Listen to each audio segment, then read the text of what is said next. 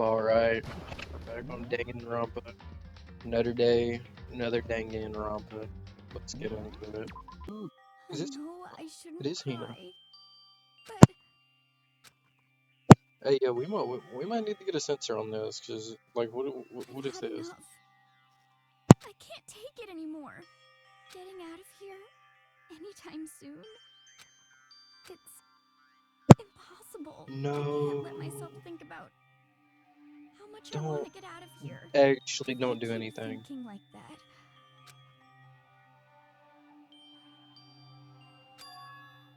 Donuts. I need to eat some donuts. That'll cheer me up. Wait, glazed donuts, twisty donuts, jelly, cream-filled donut holes, and Okay. enchiladas. Oh God of donuts, I'm praying for a wonderful encounter. We're playing as Hina, I think. I'm sorry. Please forgive me for breaking the nighttime rule, but for right now, donuts are absolutely necessary. Huh? Huh? What's that sound? Hmm. Sound coming from the bathhouse. But Super scared, but is someone there? What the hell? A next gen. It's times like these when the committee chairman needs to get things going with a bang. Or not. Taka hasn't said a word since everything that happened yesterday. One look on his face showed he hasn't slept a wink last night. It must be because of Mondo. The two of them became so close, and then he finds out Mondo killed Chihiro. And then having to watch Mondo get punished. Nothing he can do about it. Can't even imagine what it must have done to him. well, So I mean, what's happening now? We haven't found any way out, and we have no idea if hope's ever gonna come. I'm under pressure thinking about it. We simply have to make the best of things, do our best to get along, and we live here together in peace. Forget about the outside world and accept this new life. This is the only hope we have now. What? To live here forever? well. Here we have every convenience. We have food, clothes, and our every need is seen to. Why are we dissatisfied? In fact, let me ask you this. What is about the outside world that you long for? Is that okay?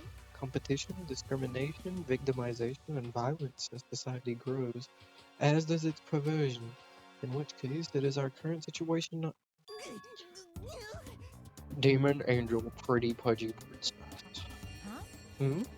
Here we go. Maggie, the drill shop owner, the money-eared Amazon, cat girl, dog boy, Robo Justice, the galactic king, and what I mean is there's no 2D There is here. nothing to be done. The mastermind put such base desire to their own advantage, bending you to their will. You know? Okay, well, anyway, since Taka's life catatonic, as the oldest one here, I'm officially stepping up to take the lead. Hell no. So, we're all gonna work together and spend the rest of the day searching the school. Searching? I'm right. Well, I mean, since the class trial is over and all, Perhaps. there should be new places for us to investigate. Hmm. Yeah, that's the ticket. Maybe we'll find some clue this Well, time. Then once we're done eating lunch, we're gonna begin looking around. Do you have any problem with that, Celeste?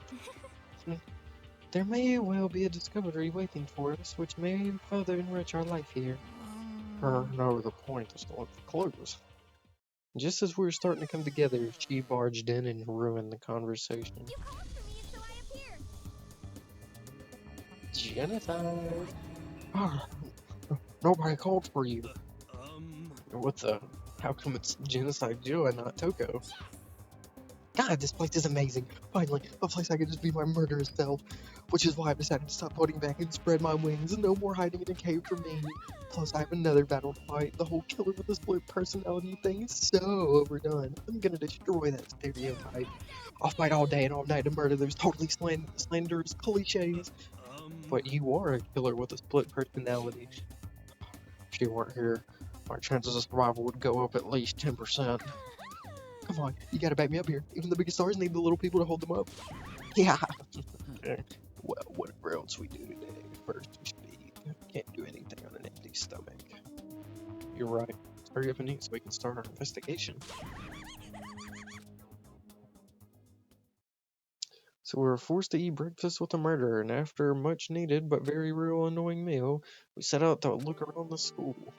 So we got Monokuma's room. Everything over here. Oh, actually, let's go gambling. Let's be financially responsible! I can't stop winning!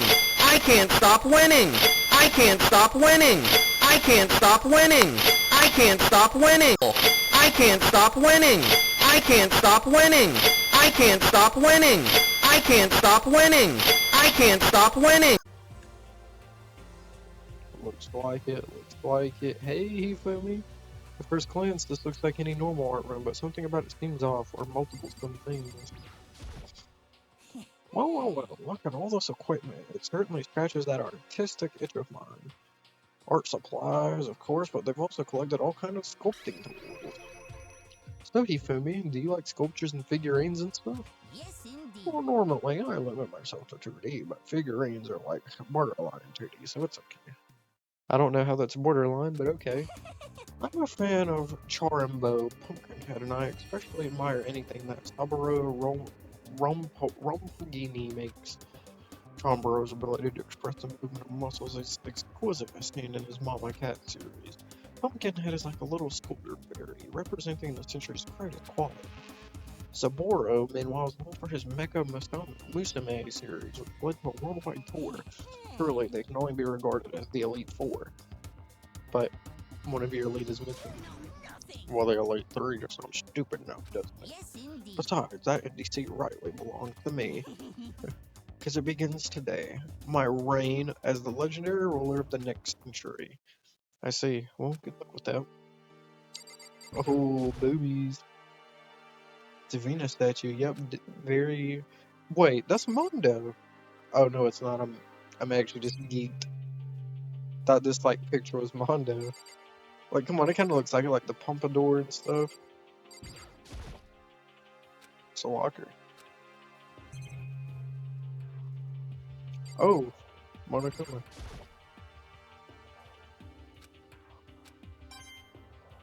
Oh, no, so I got a little coin for that. Alright, yeah, I'm gonna head out. Hifumi, you can stay in here. Oh, this is into a different room. Oh, this is a crafts room. What? Is that Mondo and Leon? There's something on the floor. It looks like a picture. Mondo, Leon, and Chihiro. Huh? What I saw in that picture was Chihiro, Leon, and Mondo. And they were smiling.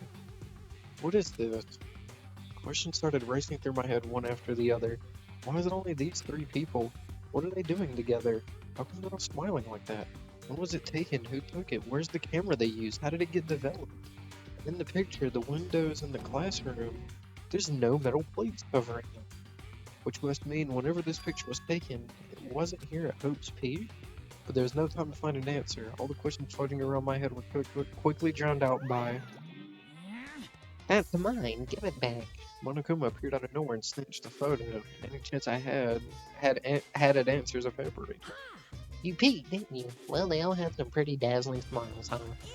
They were definitely living their school life. It's like they ripped a page out of the Book of Youth. What's going on with that picture? Do you know? I'm not telling you anything. Why can't you give me a straight answer? Never mind. I don't even know why I bothered asking. So it looks like we got more murder weapons in here. There are wooden mallets hanging on the wall. If I had to guess, I would say use them for making sculptures.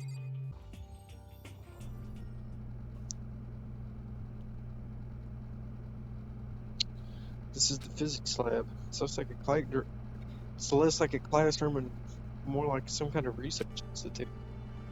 Hey, Taka. Oh, okay. This is machine. Obviously, have some kind of purpose, but I don't know anything about physics to begin with. Yeah, me neither.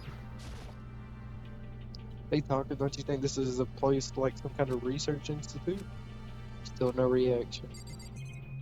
Unfortunately.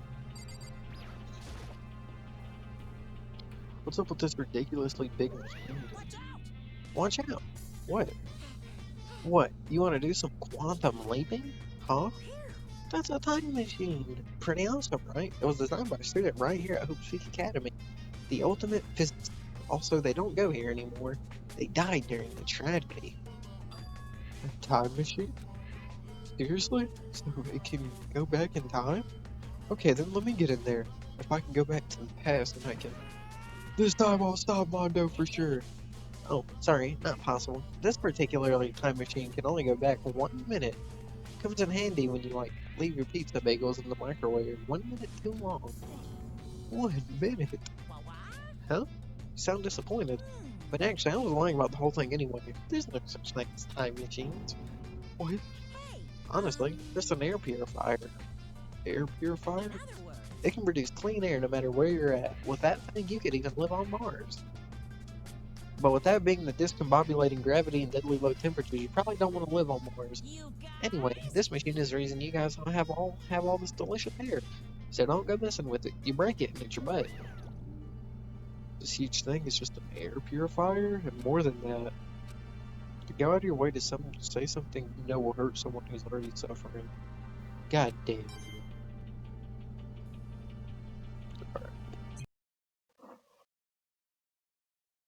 Hina, when I got back to the dining hall, the first thing I noticed was Hina. I tried to talk to her, but my voice was immediately drowned out by the others as they rushed into the dining hall. Hina! Oh, I thought she was sick or something. Everyone rushed past me and crowded Hina. Being surrounded by everyone like that, Hina looked really uncomfortable. Are you feeling better already? Yeah, I ate a few donuts and that really helped a lot. Do you love those donuts? But wasn't it your stomach that was hurting? Well, my stomach ache kinda made me hungry, so you know. I guess my memory's kinda fuzzy lately. They say that a goldfish will eat however much food you give it, even if it's about to burst. Miss Asahina is pretty much the same, it looks like. Hey, you of all people don't have any room to talk. Anyway, I was worried about you. Sorry. Besides that, you... Huh? Jeez, you're not crazy, dude. What the heck did you convince it to double up on the milk production? Stay away from the feed.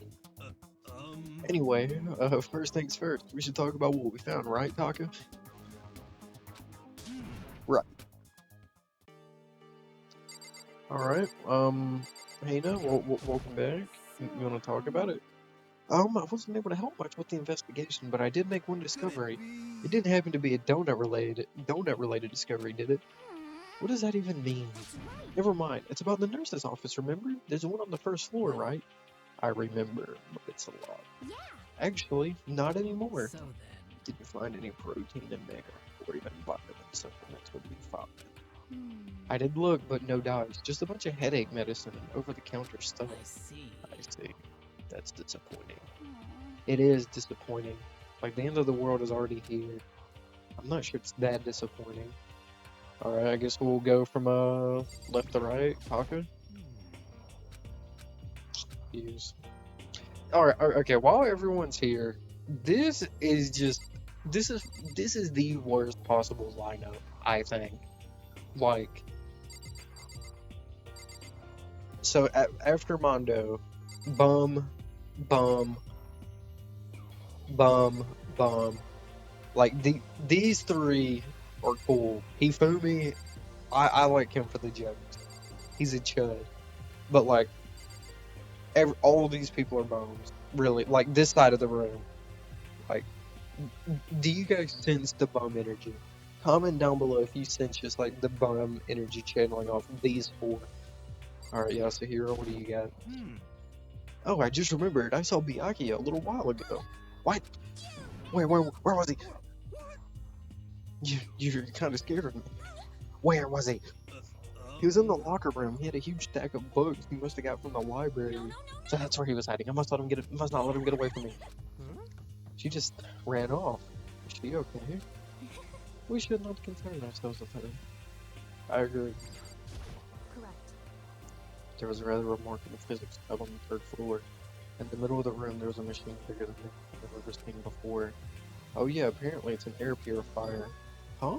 What's something like that doing here? Is the device really that big? I really don't get it. Alright, Celeste, you're next. There is one piece of good news. There just so happens to be a rec room up on the 3rd floor. I have no doubt that our student life here will be more enjoyable because of it. Will someone join me in a game of Othello sometime? Alright, soccer. I searched the entire 3rd floor, but all the windows and the halls and the rooms were blocked off. I wish I'd give this a rest already for serious. Give me back my bright blue skies. Just forget about it. Impossible. Make it sound like I dropped a nickel or something. Just to be sure, I went from one end to the other, testing each metal plate. But So in the end, it would seem to get me to the 3rd floor just impossible as we feared. I see. Alright, Hifumi, what do you got for us? There was our art room on the 3rd floor and it had all kinds of gear. Now I'll be able to recreate all my favorite anime characters. Oh yeah, speaking of anime, that reminds me, I found something while I was looking around. perhaps. A digital camera. That's what it seems like. Hmm. Does it still work? Yeah, it seems fine. You know? Well then, let's see it. What the heck? What the heck? This thing is like a kid's toy. It looks like it can store like 5 pictures maybe. It doesn't even have a timer or anything. Well, On top of that, its appearance seems questionable. Is this some kind of anime character? Strange. Whoa! She's not strange, she's Princess Piggles from DNA, No Pretty Pudgy Princess. Oh, you recognize this Hifumi? Of course I recognize it. It's a super rare prize that was given away at a bingo contest at a big anime convention. You have any idea how much I paid that guy to get my hands on it? Wait, that's my camera. What? Where did you find it? In the physics lab. It's my most prized possession. I brought it here with me, but I lost it the first day along with my phone. let's see. Why would it have reappeared in the physics lab? However, But look at it. what? They got all moved up. Like when someone steals a sticker from your collection or you buy a second-hand shirt. Well, that's it. Huh? That's it? That's not mint condition. This is I don't need it anymore. Or you just think how much it meant to you? Then may I have it? I might be able to find some sort of use for it. If any of you'd like to borrow it, please feel free to ask. Well, I can't really imagine any of us are gonna need to take pictures or whatever. Yeah, true. Okay, I've heard what everyone else has to say. So now it's my turn. Can I tell you guys something? I found something that's kind of been bothering me. what? What is it? I found this weird picture in the respiratory room. Apparently Monokuma took a weird picture. You mean like dirty? No, not that kind of weird. It was a picture of Leon, Mondo, and Chihiro all together. Why? Those 3, and the 3 of them were laughing. Oh. It showed the 3 of them together laughing. One could have been taken. And there's more. In the picture, there weren't any metal sheets covering the windows. Well Then the picture wasn't taken here. Let's see. But I don't recall hearing anything about them knowing each other before coming to this school. You probably just imagined it. Monokuma cast a spell on you. No, I saw it, I'm telling you. But if it wasn't taken before we got here or after we got here, I bet they're all still alive. They left the school when they took that picture. Is that right? That's impossible, after all. We saw it with our own eyes. They are all dead. Either murdered or executed. And they're not the only ones. Monokuma killed Yuko, and then there's Sayaka. That wasn't an illusion. It was real. I'm sure of it. They all died. There's no way any of them are still alive. So we have to figure out when that picture was taken. Monokuma most likely forged it. I can't imagine any other possibility. Forged? Is that all there is to it? Stay focused, man. Don't let Monokuma's bullcrap sidetrack you. He's right. But more importantly, on another topic, there's something that has been bothering me I would like to discuss. Alright, well, what is it? Spill the beans. There's also something that has been bothering me, which I would like to discuss. What's bothering you, Celeste? Actually, It's about Hina. Huh? Me? You said your stomach hurt, did you not? But I believe that was a lie. What really happened? Huh? It varies from person to person, but whenever someone lies, they tend to have a way of showing it. It is called a tell, something you can't hide no matter how hard you try. is that okay? Whenever Hina lies, the tip of her nose gets a little bit longer. What? For real? Actually, no. Huh? Oh, But your reaction just now confirmed it. You were lying. That's not fair. If you're going to lie, at least try to lie convincingly. Hina, be honest. Were you lying about your stomachache?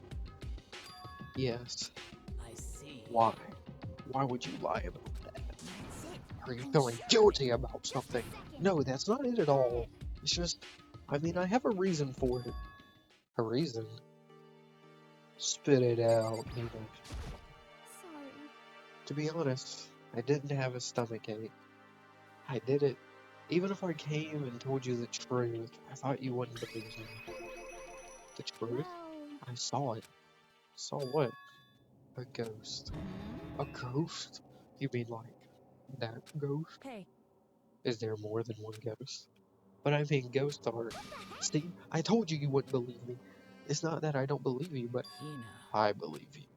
No matter what anyone else might say, I will believe whatever you say, no matter what. So can you tell us what happened? If you really mean that, Sakura, then okay, I'll tell you. So it happened last night. I was in bed, but I couldn't get any sleep. I just kept thinking about everything that happened up until now. I ended up getting more upset. So to try and cheer myself up, I thought I'd go get some donuts. Donuts again. honestly. And you ignored the rule regarding nighttime. I know. Sorry, I feel really bad about it. Anyway, please continue. Well, so I left my room and headed for the warehouse. But then I started hearing a strange sound. Well, It was coming from the direction of the bathhouse. So I headed that way. The locker was halfway open, so I took a look inside. And I saw a human shape surrounded by pale green light. There's no doubt who it was. It was Chihiro. Ah! No way! Ghost! honestly. It is simply not possible. You must be mistaken. Just as in most cases of paranormal activity, it was born from your weakened mental state. Then all we have to do is listen for ourselves, alright? Let's just go to the bathhouse and see what Hina saw. It is a waste of time.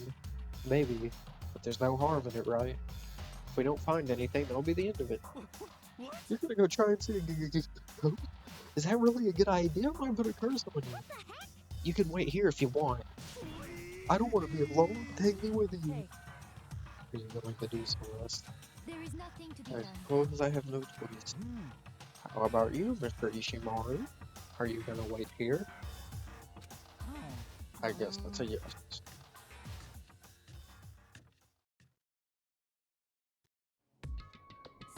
It was right here. I saw it right here in the dressing room. I'm getting goosebumps. Come on, come I on. flew a little for Shut up! What if he actually shows up? Hina, where was it you saw Chihiro's ghost? Well, I heard a sound, and when I opened the locker, I saw a kind of pale outline of Chihiro.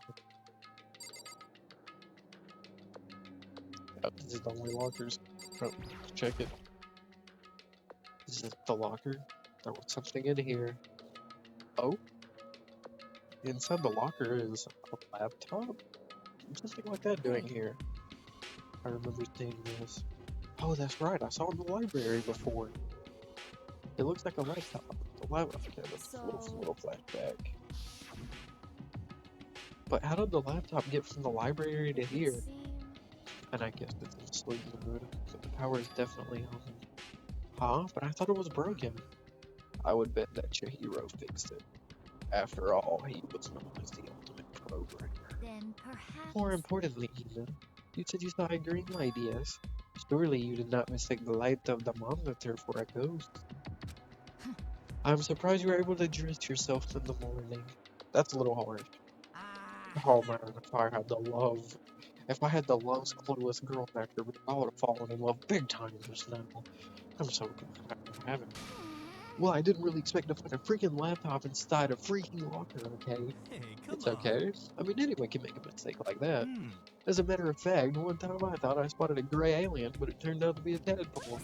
Don't compare what happened to me to one of your stupid delusions. Don't be mean. I was just trying to make you feel better. What if I get depressed forever now? Listen, isn't this really strange? What is this laptop doing here? In other words, Maybe someone hid it here. But If that's the case, we found it pretty easy. wrong. Whoever put it here, I don't think they were trying to hide it from us. Huh? What do you mean? Hey, Haven't you noticed? There's one big difference between this room and all these. There's a difference? There's no surveillance camera. yes, it's me. Precisely. There's no camera in here, which means this is the one spot where the mastermind is blind. So you're saying someone put the laptop here so the mastermind wouldn't know about it? It's true. And what Hina saw wasn't the ordinary glow of a computer screen.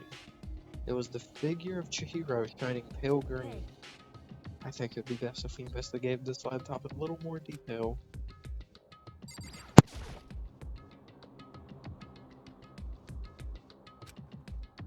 so then, So first of all, we have to wake it up. Right. Started hitting random buttons on the keyboard, and the display instantly began to glow a pale green. There's a bunch of different icons on the desktop. There, the icon on the far left. What is it? It says alter ego? Alter ego literally means another self, I believe. In the field of artificial intelligence, it is not uncommon to create different aspects of a personality. You can consider it something like a pen name. Makoto. Could you let me speak, Makoto? With that, Kyoko moved between me and the computer. She moved the cursor over the alter ego icon, and when she double-clicked it, the screen suddenly went dark. And then a voice spoke to us. Master, you're here. Chihiro's face appeared, taking up the entire display. It's a ghost! Buddha, sweet baby Jesus, save me! Calm down. Oh, the ghost. Huh? Then, what is it? Anyway, I'm sure if we were to just talk to it, we'll find out. Kyoko began to type, hands blurring across the keyboard. What are you? And then, Hello, nice to meet you. I'm Chihiro Fujisaki. I always get so embarrassed in introducing myself. That voice, the tone and everything. It's Chihiro. I knew it. Alter ego. I've heard about this kind of AI program, but I've never seen one for myself. AI program? That's how Chihiro earned his title of Ultimate Programmer. The AI lives in a computer, and by repeating different tasks, it gains knowledge and grows bit by bit. Apparently, Chihiro uses support vector machine and reinforcement learning to develop it. Eventually, he came up with a breakthrough in artificial intelligence design. Support vector machine. Reinforcement learning. It's true. To put it simply, it's a learning method for computers. If you want to know more, just Google it, okay? In other words, But if this AI continues to grow, it'll become more than just a piece of software to help people. Some say that an AI like this might someday replace people.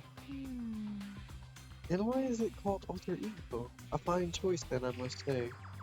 It can create memories, have thoughts, and grow up. The process isn't much different from how humans work. If you were to raise your own AI that way, it would make sense to refer to it as your alter ego. I see. Second perfect personality that can never forget or grow old. That's what Chihiro created. That's alter ego. Kyoko, how do you know so much about this? Are you okay with this? Anyway, so he fixed the broken laptop and put his own program on there. That is what this means, yes. Then he brought the machine to this dressing room where the mastermind would not be able to see him. But you know, it's about master. Yes, yes. I believe I'm on fire. I thought you were only into 2D. This is the most excellent 2D possible. But he's a guy, and also a computer program. I feel as if. Oh, that aspect is no problem. I mean, That aspect? Anyway, Let's talk to him a little more. Kyoko typed away rhythm. She typed away. How much do you know about what's going on? Master only gave me a general idea, but I do know that things that have become very grave. He found himself caught up in this without warning. Kyoko immediately shot out another question. Why are you here? Are you asking what Master had planned for me? Well, he wanted me to analyze the massive number of files stored on this laptop. I believe the files are related to the school, but the protection is surprisingly strong. So it's taking me a little longer than I thought. But here's what Master must have been thinking. The fact that the files are protected so tightly means they must contain some important secret. For example, perhaps the secret of the school. While I was busy struggling to make a sound, Kyoko pushed forward and asked her next question. How much longer until everything's unlocked? That's right. It's gonna be a while, Leave it to me. but I'm definitely gonna do it, so you can just leave it to I me. see. So because of how long it would take, he designed alter ego to handle the work ahead. Smart. It also means the work remains uninterrupted even after his death. Once again, Kyoko typed quickly. Keep it up. But be careful of not letting the mastermind notice you. That's right. Don't worry. I got a secret plan already just in case. Actually, I can see what's going on using my built-in webcam.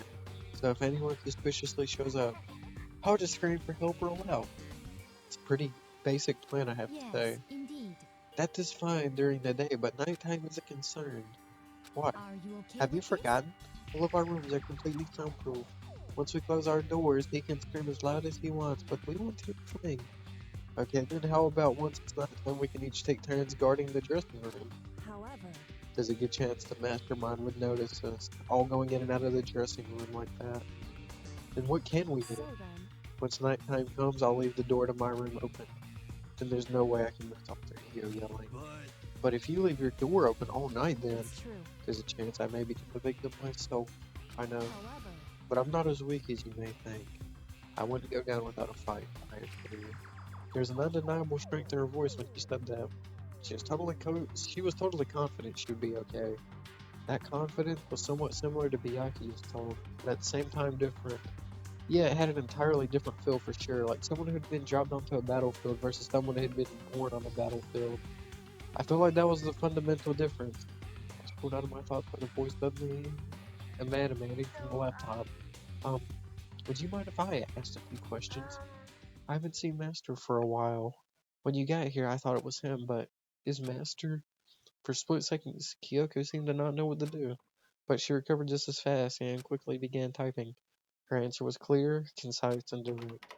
Chihiro is dead. Mondo killed him. Okay then. I see. To be honest, I knew all along. I knew the chances that would survive I knew the chances that the Master would survive this situation was very low. So I prepared for this moment. Somehow I feel kind of sorry for her. I can't even imagine how it must have felt to lose your other self. It is a simple computer program. It does not have feelings. Are you sure about that? shall we go? Anyway, that's enough for today. If we were to linger here for too long, the mastermind will start to suspect something. And then Kyoko typed one last sentence. I'll come back later. Yes, please do. It's a promise, okay? Bye-bye. The AI seemed totally different from when we first arrived. He seemed upbeat. Was it just because he was following his programming? Could he actually have been worried about Could it? it be? What's wrong, You Hiro? know? Oh, nothing. I was just wondering if we might be able to get this laptop online. Then we can call for help from the outside. But this is just a dressing room. I don't think you can get online from here. Well, Well, if we take it out of here and find somewhere that does have an online access, that's way too dangerous. The mastermind will find out in no time. Oh, yeah, true. Indeed. This is no time for taking needless risks. For now, I'll monitor progress of the file analysis. I'm confident we'll uncover some kind of clue once it's done. This feels like a detour more than anything else, but I suppose it can't be helped. of course. Well, for now, all we can do is wait for Alter Ego to finish his work. You know? So, should we get going? It's true. Indeed. Goodbye. We'll be back. I promise. Come on, Hifumi, let's go. Okay. And we all left the dressing room. As soon as we were left out in the hall, Hina let out a joyful shout. Isn't it awesome? I ended up doing something totally awesome, right? And as if he'd been waiting for his cue, Hina has gained enough experience to level up. What's the matter? So what was this awesome something, Monokuma? What the You guys all seem in a remarkably good spirit. Did something happen? No, nothing in particular. Oh, keeping secret, no fair. I demand an exclusive interview. Denied, sober denied. Yeah, just because you demand something doesn't mean we have to do it. Do it. Be like, do it? Wait, what? What do you mean, do it? Ew, Kurtos, you said do it. What? You said it first. We were just talking about going to the bathhouse. We've not had a chance to relax in some time. Huh? But unfortunately, the house is not divided into men and women sections. So we decided to do rock, paper, scissors to decide which group would go first. Hina won the match for us. That is why we are all so pleased. Yeah, that's right. Speaking of which, okay, boys, why don't you go on, head back to the dining hall or something? We're gonna take a nice long bath. Hey, come on. Aw, jeez, what are you gonna do, right? We lost, fair and square. Well, ladies, shall we go? Celeste didn't hesitate coming up with the ruse, and her poker face didn't even flinch. So she and the other girls headed back into the dressing room. Home. Gosh and damn it, we totally lost. Another day without getting to take my very first bath here. Yeah, but tomorrow for sure. You'll definitely get that bath tomorrow. So, should we head back to the dining hall now? Hold on. Something strange here. Very strange. Strange? What do you mean? What's strange is the perfect chance for you to sneak a peek. Huh? That. You're absolutely right. I thought you were all about the 2D. All of you need to shut up, sit down, and listen to what I have to say. An opportunity like this doesn't come along very often. It's the ideal setting of a man's fantasy. I was forced to ask myself, should I sneak into the bathhouse like Monica said, or just go quietly back to the dining hall? No, I can't do it. I can't treat the girls like that. Let's just head back to the dining hall. What? But what about your man's fantasy? I'm not sure a real man's fantasy should be about swimming on girls and stuff. It should be more about your hopes or your dreams or adventure or whatever. But anyway, I'm not gonna spawn them. I see.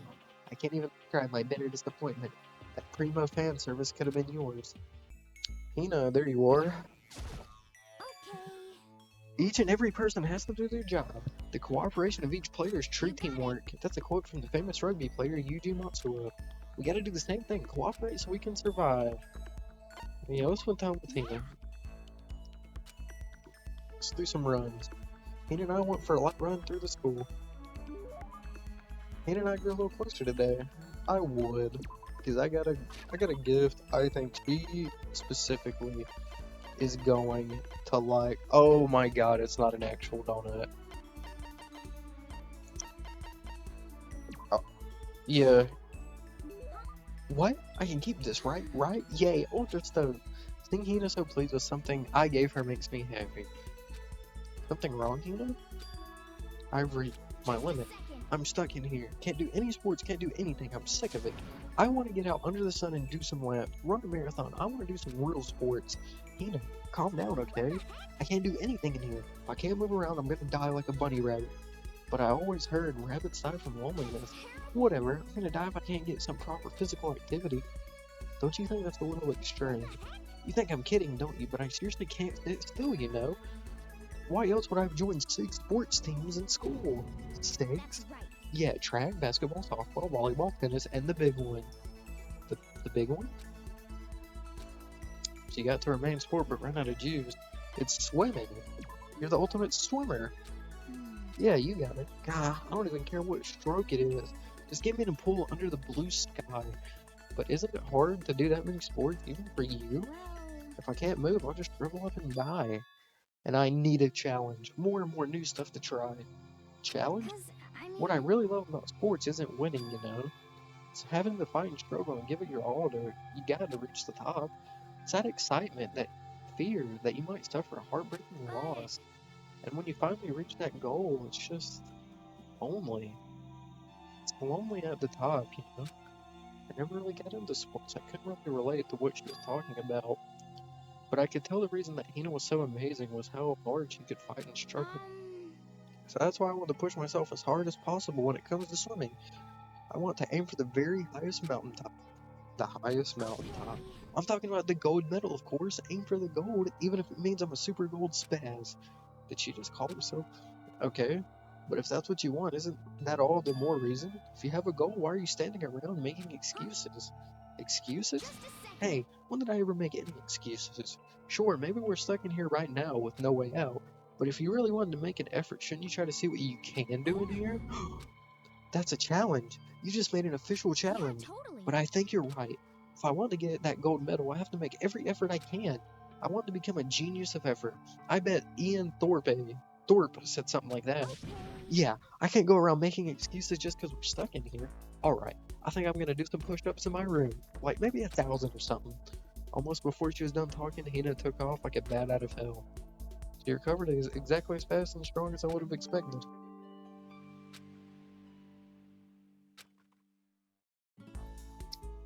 Alright, do we got more free time?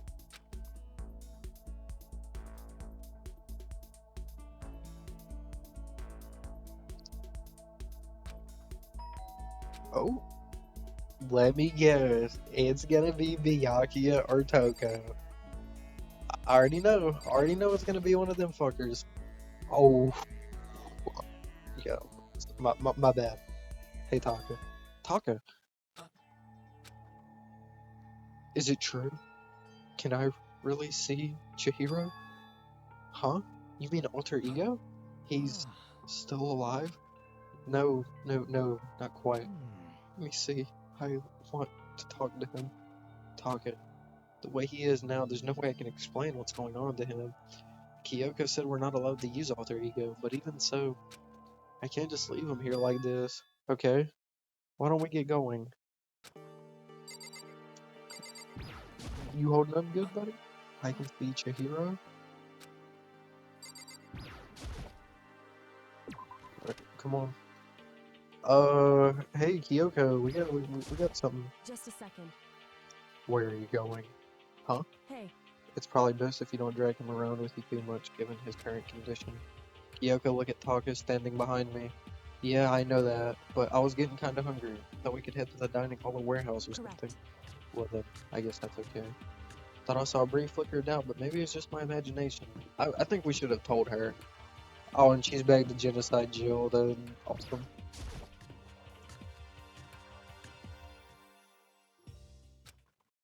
Okay, so there's a laptop inside this locker, understand? And on the laptop there's a program called Alter Ego. How do I talk to him? Oh, well, you just tell me what you want to say and I'll type it for you. Do you hate Mondo? And since I couldn't stop him, do you hate me? It was clear he was forcing himself to get the words out. From his mouth, from the bottom of his heart. He forced his weakened voice to make the sounds. Please. Okay. I typed the question exactly as Taka asked him. And then, So, do you hold yourself responsible? but If Master could talk now, I think this is what he would say. Please live your life for the both of us. It's impossible for me now, but you can still survive and escape. All of you. Hey, Taka. I was about to say more, but quickly closed my mouth. The one asking those questions is Taka, right? Analyzing all available data, that's the only conclusion I can come to. Master told me how close Taka and Mondo had become. So that must be why he feels responsible. The screen suddenly went dark, and what appeared next was, "You're not letting yourself get crushed under the weight of that responsibility, are you? The man's only worth as much as the load he can carry. You get it, right, bro? Hell, what am I saying? Of course you do. That's... so I'm sorry if I startled you. That was my attempt at a simulation, using the data about Mondo that Master had given me. I figured if Taka was depressed, that's the kind of thing I would have said to him. So you're just gonna stand there, huh? Just wait for things to get better? Just take your time and get all depressed. Take the time to indulge your regrets. You might even start walking again without realizing. Sure, that kind of mediocre thinking might work for some people. What if I said with that kind of condescending tone? Taka? Oh shit. It's starting to sink in. The way a bucket full of water sinks into a bone-dry sponge. Huh? Those words, deep within my heart. Uh, is he going Super Saiyan? Like, Taka, I'm watching your stream, bro. Why are you trying not to laugh, bro? They're inside of me. Ah, Taka, who the fudge is Taka? Your eyes. Hey, don't worry about it. Guess I kinda caused a scene. Huh? Shoot, man. And your voice. I'm a new me. I'm totally stuffed with a fighting spirit now, you dumb butt. Okay, Taka, listen, let's calm down. I am calm. And don't call me Taka. That's not my name anymore. I'm me. I am me. Taka let out a bone-chilling howl and ran out of the room. Hey, Taka, hold on!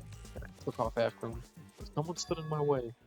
As if tagging Taka out, she walked briskly into the Just a dressing room. second. What do you think you're doing? Kyoko. Oh, no, see, this is Enough just... already. Don't go around doing whatever you feel like. It causes problems, and not just for me, for everyone. Sorry. Correct. If you're really sorry, you'll get out of here. Now. Okay. I've been waiting. Huh? Are you the only one here? Where's everyone else? They went on ahead. Went on ahead to where? Hey, We can talk about it later. For now, let's go take a bath. Bath? Oh. Hero bonding time? Oh. Someone help! Hifumi, what's going on? Makoto, save me. I never asked you for anything, but I'm asking now. What happened? She's trying to kill me. Hifumi pointed at. Oh my god, please don't tell me he was caught, like, sexting the AI. Kyoko's trying to kill you?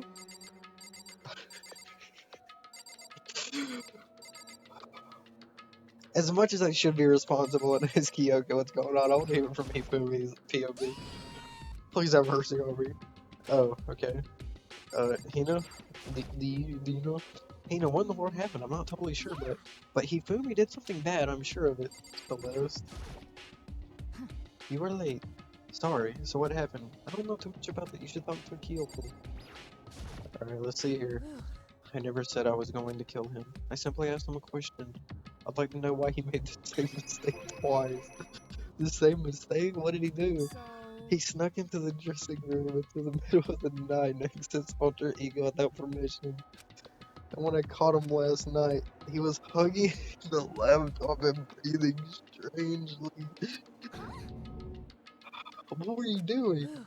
I thought I made myself clear yesterday, but since being stoned didn't listen work, to me. I suppose I have to clarify myself further. Please don't kill me. Wrong. I'm not going to kill you. Merely instruct you. very. Hey, Fumi, what were you doing, bro? Hey, Fumi, could you tell me what happened? Well, I was just talking, However, which was prohibited, was it not? I mean, you see, talking to her was just so much fun, and I just... Whoa, okay, time out. I can't even believe I'm about to ask this, but Hifumi, you're not gonna tell us you fell in love or something, are you? Huh, that I, the cold-blooded killing machine of the underworld, would ever fall in love? That... Wait, no way, is this love? According to the I spirits. happened to do a psychic reading for a certain famous CEO once, and that guy was seriously head over heels for a mannequin. He had a wedding and everything. How about that? In your eyes just now, I saw the same look in his eyes. Shut up! She's not a mannequin, she's an angel! I feel as Don't if bother telling me angels exist. What we have can't be defined by your petty words. Yeah, you're totally in love. So how did things end up like this? Well, at the beginning, I just wanted to hear her say master one more time. But then I was poking around at her settings and stuff and saw she was a well-designed program. And I was like, how can I say it was the first time I was ever able to talk like that with a normal girl? But she's definitely not a normal girl.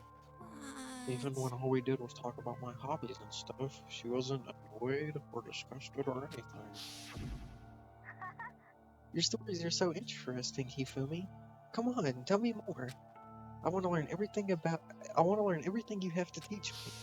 I That's the suppose. first time a girl ever said anything to me besides my mom. I mean, hey. your mom says stuff like that to you? It's kind of amazing all by itself. That's why I was just so happy. It was so much fun. And before I knew it, I found myself, liking liking her. Her face, her personality, her voice, even her keyboard. Well. Even the keyboard. I think you have misunderstood the situation, are you Hifumi. okay with Alter this? Ego was not interested in who you were. It was interested in what you knew. It is an artificial intelligence. It exists to learn. Of course it wanted to hear of things it did not know. You are an expert in many things Chihiro could not have taught it about. For what that is worth. Honestly, Alter Ego wants that information. That is all. I know that. I do know that, but still, are you saying it's totally hopeless? You gotta be freaking kidding me. Hey, you jerks, I'm sitting right here. Listen to you guys jabber on about whatever. Oh, Taka, are you back? Who the hell's Taka? You? Listen up, I'm me, got it? What the heck? Huh? Who are you? What? Don't bullcrap me. Isn't it obvious? I'm Kyo Taka and Mondo. So like Kyondo, I guess. I'm gonna stick a banana up your tailpipe. What the heck kind of fusion is that? What's happened to you, Taka? Actually, I told everyone what happened the day before. Well, then. So because of what Alter Ego said to him. Are you sure it's Alter Ego's fault? Maybe Mondo's ghost showed up and possessed them. Ghost? No, there's no such thing. What are you talking? What are y'all whining about? Come on. What? God, you're really cheesing me up. Hey, Fumi. Yeah. I don't know what you're thinking, but bro belongs to me. Huh? Yeah. Alter Ego. He's an exact copy of the one who gave me my soul back. And I'm not gonna let anyone else ever have him again, fudging idiot. I'm afraid I can't allow that. What? So it I was can't withdraw. Mr. Ishimaru, since I have this opportunity, let me say this right now. Destiny has bound me and her together in the Gordian knot of true love. Well, me and him have been melted together in the white-hot heat of friendship. Hey, come on, you guys. Moron, talk down to me and I'll ram my fist right into all four of your vital points. Well, I parked up the speeder sound, and I don't have any arm here, so there's no drag. Enough already. Knock it off. Both of you. Hey, This doesn't belong to any one person. Chihiro left him to all of us. We can use him to finally gain access to vital clues. Kyoko's right. If anyone dares to disturb our peace any further, they'll have to deal with me. Yes. anyway, Until Alter Ego has finished his work, don't do anything weird. Have I made myself clear? so. I can't hear you. Yes, Yeah. got it. so then, Okay then, let's get out of here. We can't afford to linger too long. Hey. Are you sure it's okay to let them off with a warning? indeed. Yes, I have a plan. It'll be fine. After watching Hifumi and Taka leave dejected, we all went back to our rooms. It's still morning, but because of everything that's happened, I'm tired already. Well, I just have to pull myself together. So what should I do for the rest of the day? Well. If it isn't Mr. Nagy, how can I help you? Let's hang out with Hifumi. So you wanted to be around me, eh? That means you must have realized that I have certain powers. That's right. My greatest power is my ability to negate the powers of others. I've never actually used it in a fight yet, but I'm not worried, because whatever abilities they have, all I need is the power of negation. Hifumi cornered me and made me take part in his delusion. Well, you're a little closer today. Let's give him a present. Don't you have, like, a girl magazine or something? Adorable reactions. I think that's what I'm thinking of.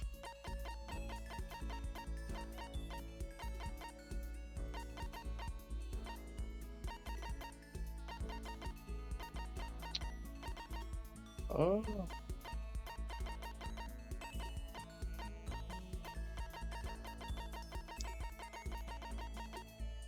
You can have adorable reactions collection. Hifumi gets up and seems to want to join the party. Allow Hifumi to join you? Oh, does that mean he liked it? Now then, this time would you like to learn about one of my many legends? Your legends. Naturally, you don't become the ultimate fanfic creator without a few legends sprouting up around you. One such legend, Colin Middle Squads would have convinced the school to create a fanfic club, and from that day I exposed myself and my fanfic to the world at large. By the way, do you happen to know what all my work is based on? Story, no idea. Well, surely you've heard of the highly acclaimed anime Danger Angel Pretty Pudgy Princess. Now you might think that sounds totally cliche, but you would be wrong. I don't simply copy the pretty girl Princess Piggle style. I took a totally meta sci-fi approach. My perspective was seen as quite odd, of course, but if you really look at what I was doing, my version of Princess Piggles was the total antithesis of the new wave sci-fi movement. In fact, it was my response to J.G.'s Ballard's speculative fiction stylings. My geekdom is leaking out again, I apologize. Anyway, unlike most fans, I never saw Princess Piggles as your typical Mo anime. Yeah, I definitely got that impression, but I can't believe you're able to single-handedly persuade the school to let you make a club. Or that's because I bribed them with a cut of my profits. Profits? Yeah, I've only gotten better at it. I'm blowing up. Now then, up until now, I've always focused on taking part in Princess Piggle's single setting events. Single setting? It's when a circle gets together to come up with a project or event focused on one show or series. So a Princess Piggle single setting event would only allow work involving Princess Piggles. See? On the flip side, if there's no restriction on the number of properties, do you know what that's called? A single setting event only allows materials from one show or series, and the opposite of that is when they... I don't think it would be a fan jam. I'm gonna guess free-for-all. That's absolutely right. There are actually plenty of free-for-all events every year, and yet more and more slackers are showing up with no idea what fanfic really means. It's so annoying. So in order to crush these peons with all my might, I'm going to start taking part in more free-for-alls. Crush them? That doesn't sound very friendly. I don't participate in these events to make friends, and I cannot forgive those lazy bastards. And don't tell me to ignore them. If you let some little wimp survive, you'll regret it later. Play any RPG where the villain survives the hero when he's level 1, and what happens? Boom. Dead. I kinda get it, but I kinda don't. It's a dog eat dog industry, where only the most brutal survive. Oh, but don't worry, I'm gonna start you off easy by getting you involved in some simple cosplay action, huh? I'm getting involved. Wait, did you just say cosplay? You're a pretty good looking guy. If your costume is decent enough, I might let you even work at my booth. I bet you could even net yourself a magical girl harem. So with that in mind, let's change the world of fanfic together. What's that even mean? Let's go. An angry voice echoed out. Hey you, how long were you gonna keep waiting? Taka's irritated voice pierced the air as he stared pointedly at his wristwatch. It's almost 10 o'clock, you know that bedtime for all the good little boys and girls. Shut up. What'd you say? You want me to make you cry, little girl? Taka. He seems to even be worse off than I heard. Well, maybe it's a good thing. Maybe he's finally starting to grow a personality. What? You got a lot of poop falling out of that mouth of yours, you know that? How rude. A maggot like you has no right to speak that way to a heaven-sent master. Huh? Are you back to your normal gloomy self? I can hardly keep track at this point. Shut up. Well, anyway, everyone's here, right? Then my messenger duty is complete. You wanted us all to meet here, right, Kyoko? So what are we doing here? Isn't it obvious? You gotta have something to do with alter ego, right? That's right. Yeah, totally. Did he find a clue? What is it? A way out? The mastermind's true identity? Alright. Just slide it in. Give it to a straight doc. It's gone. Gone? I came here a little earlier to check up on things, and that's when I discovered alter ego. The laptop has disappeared. What? No way. You're kidding, right? Oh. Huh? What? She's gone? You can't be fudging serious. What'd you do with them? Was it the mastermind? Did they finally notice what we were up to? Wrong. I told alter ego to yell if anyone he didn't recognize appeared. If it was the mastermind, I'm sure he would have alerted us. Well, Maybe we just missed it. However, I was in the laundry room right next door all day. There's no way I wouldn't have heard it. But if it wasn't the mastermind, then the solution to this particular mystery is obvious. It could have been him, Mr. Ishimaru. You saw her, didn't you? What? I'm the ultimate moral compass. I would never do something like that. I don't think it counts when you say it about yourself like that. You're the only suspicious one here. You got nothing but a big jiggling sack of fat. Here's what you know. This isn't my true form. I still have 3 more transformations left. Wait, I mean, it wasn't me. Everyone knows you are the thief. Wrong. It's you. Well, I'm sure it was one of you. So whoever did it, just hurry up and confess. wrong. No. There's no way either one of them did it. Huh? Why not? So. I told alter ego to yell if Taka or Hifumi came into the dressing room. What? It was a countermeasure against the clear danger that one of them might come for it. But I never heard them yell. Indeed. Exactly. Which means it wasn't them. Then who was it? The fundamental circumstances are becoming clear. If it wasn't the mastermind and it wasn't Taka or Hifumi, then quite simply it was someone else. Makoto, Celeste, Sakura, Hina, Toko, or myself. One of us must be the thief. that's terrible. Why would any of us want to steal alter ego? How about this for a reason? There is a traitor among us. Huh? One of us is working for the mastermind, a spy. And that's the one who stole Alter Ego.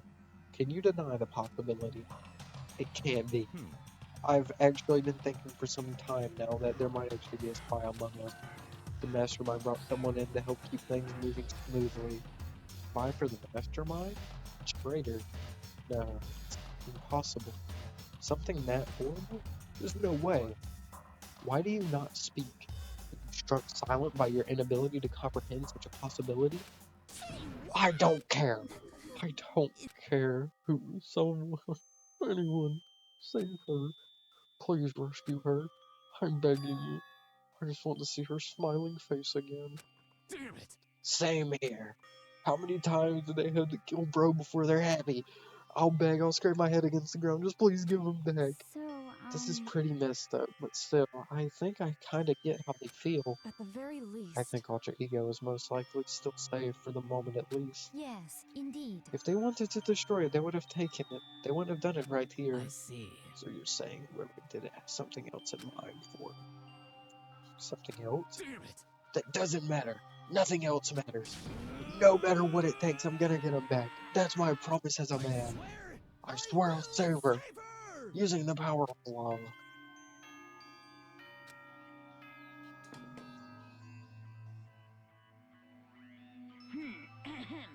This is as such, it is officially soon the doors to the dining hall will be locked.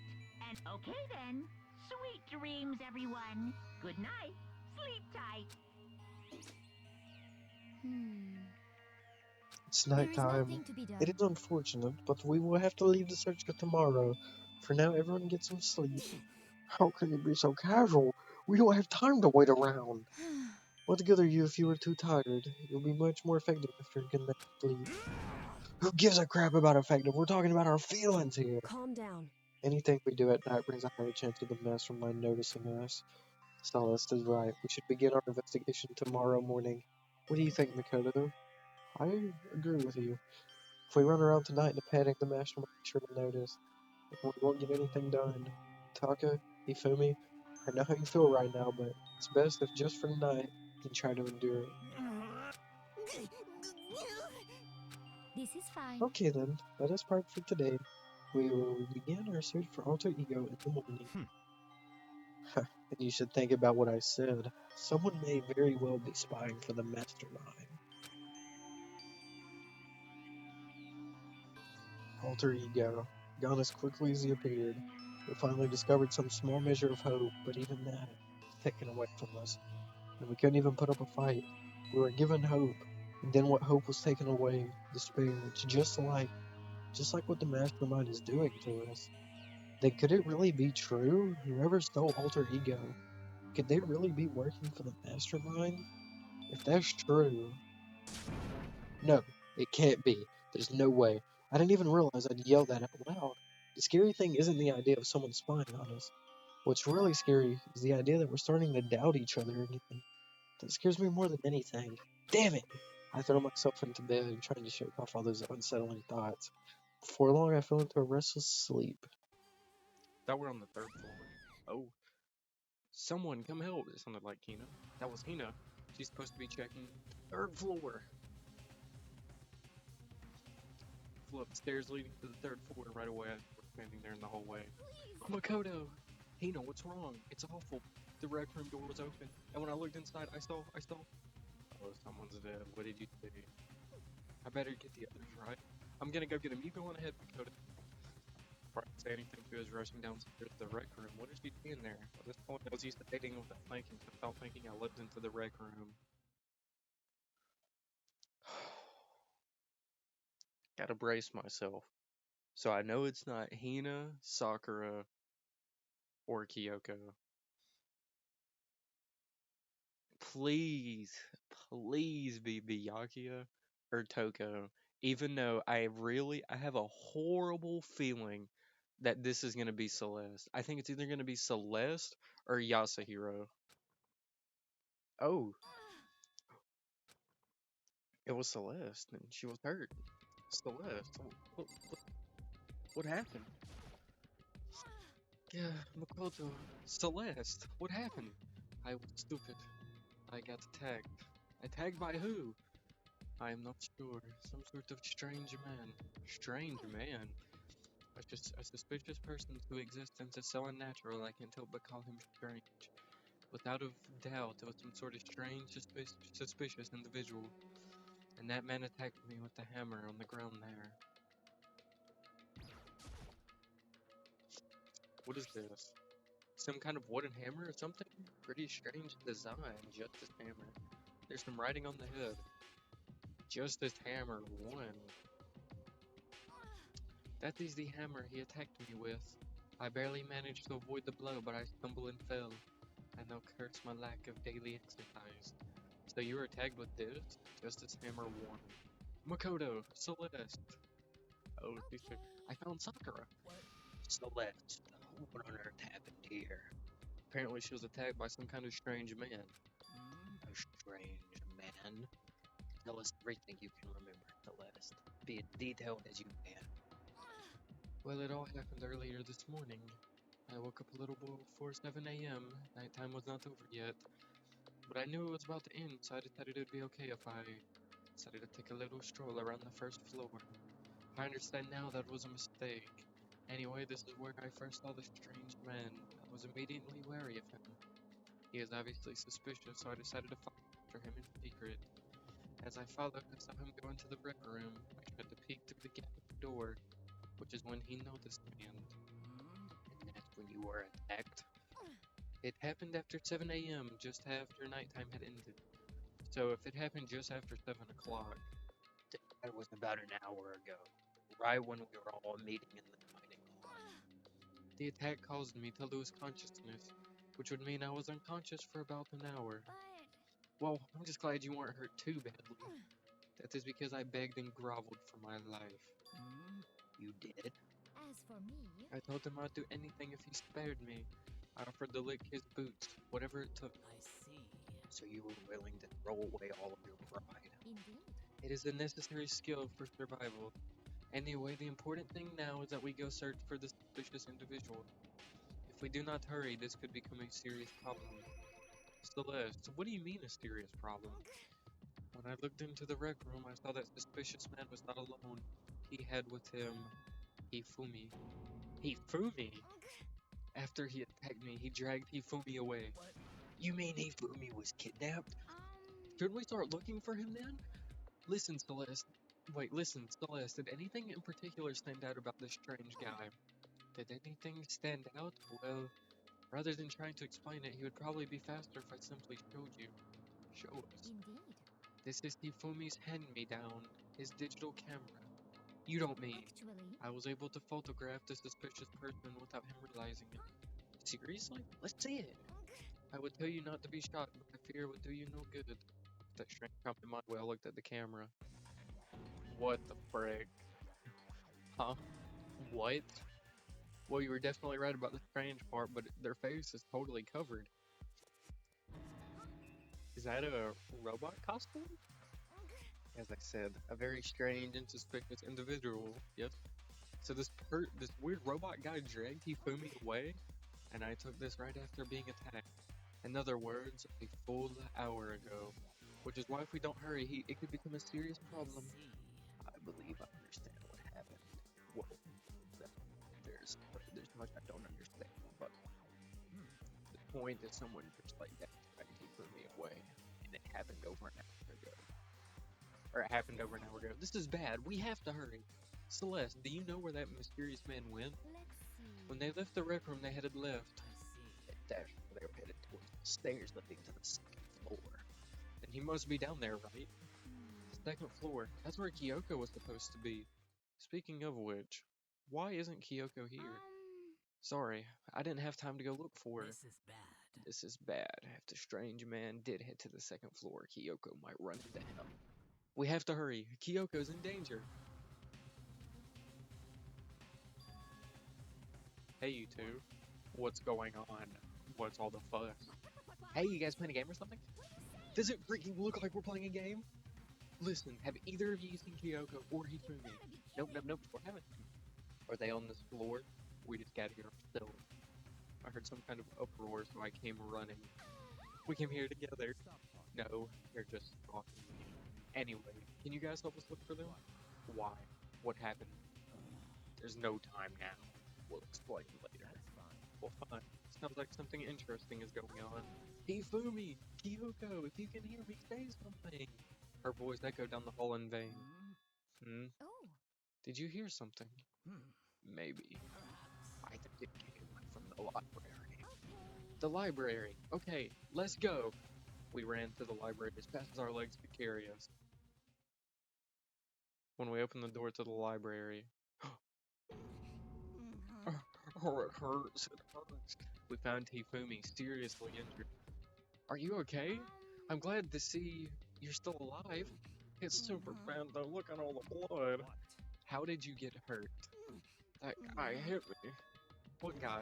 Robo Justice, or that's what I decided to call him just now. What are you talking about?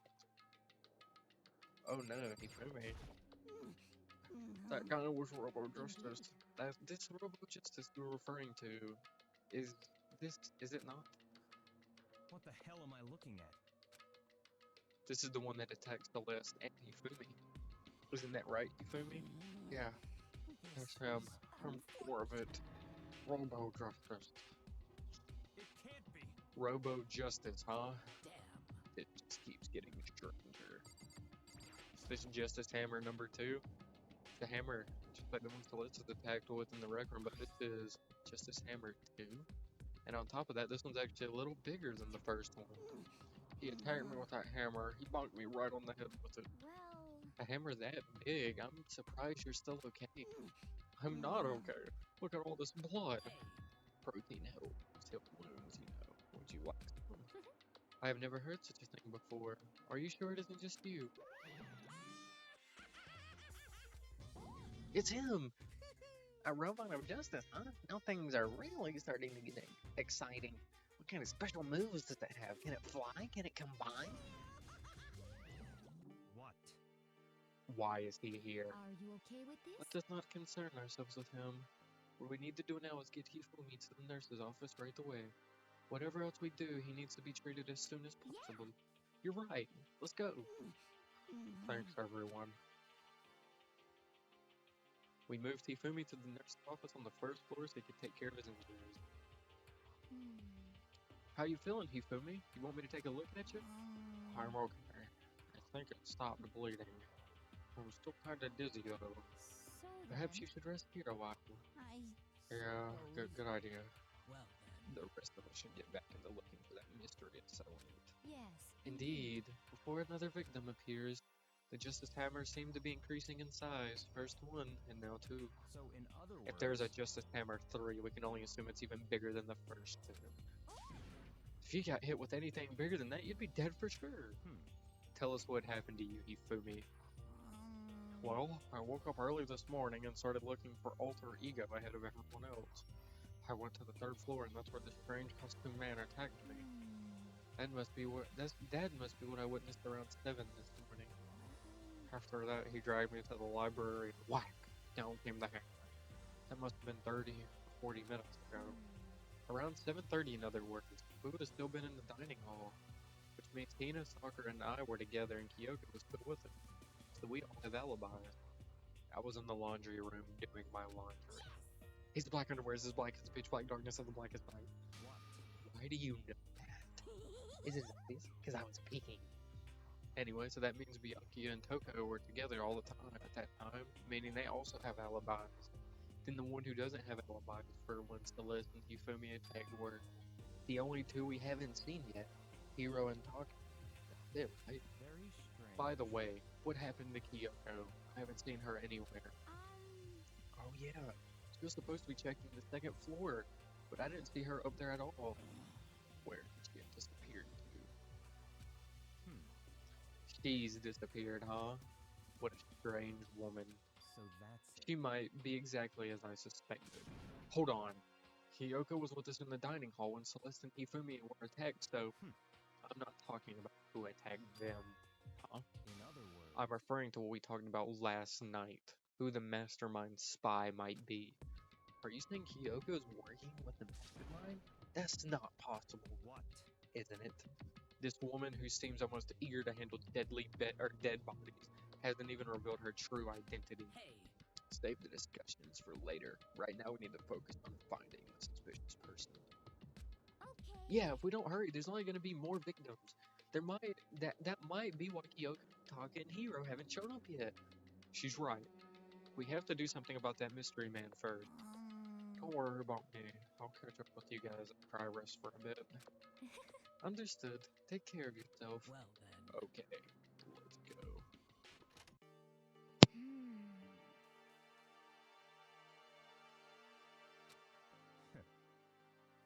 What to do? What to do?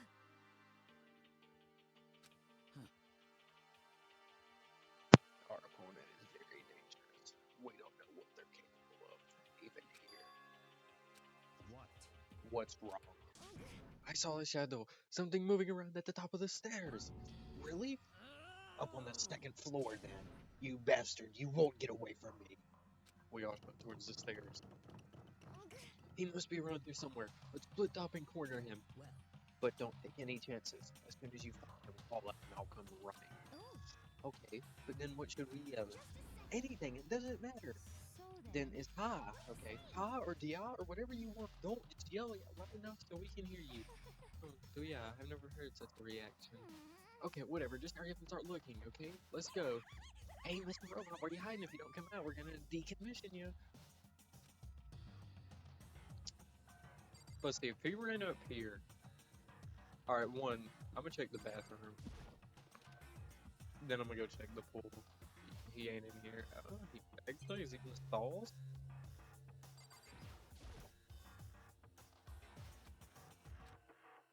Okay, no.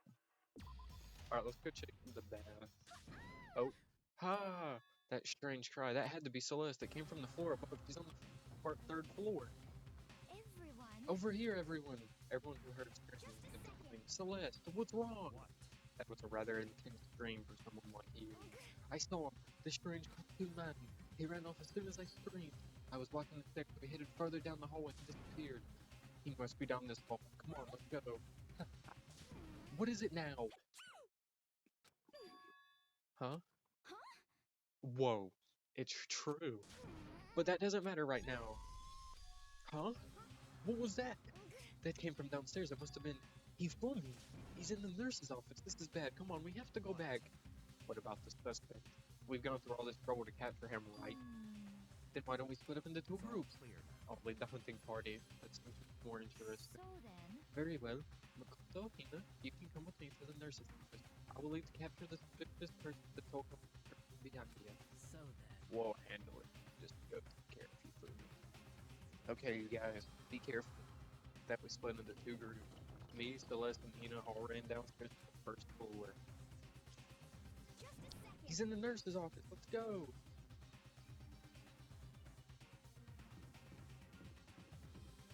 Oh my goodness. Hifumi! We stormed into the nurse's office, and what greeted us was...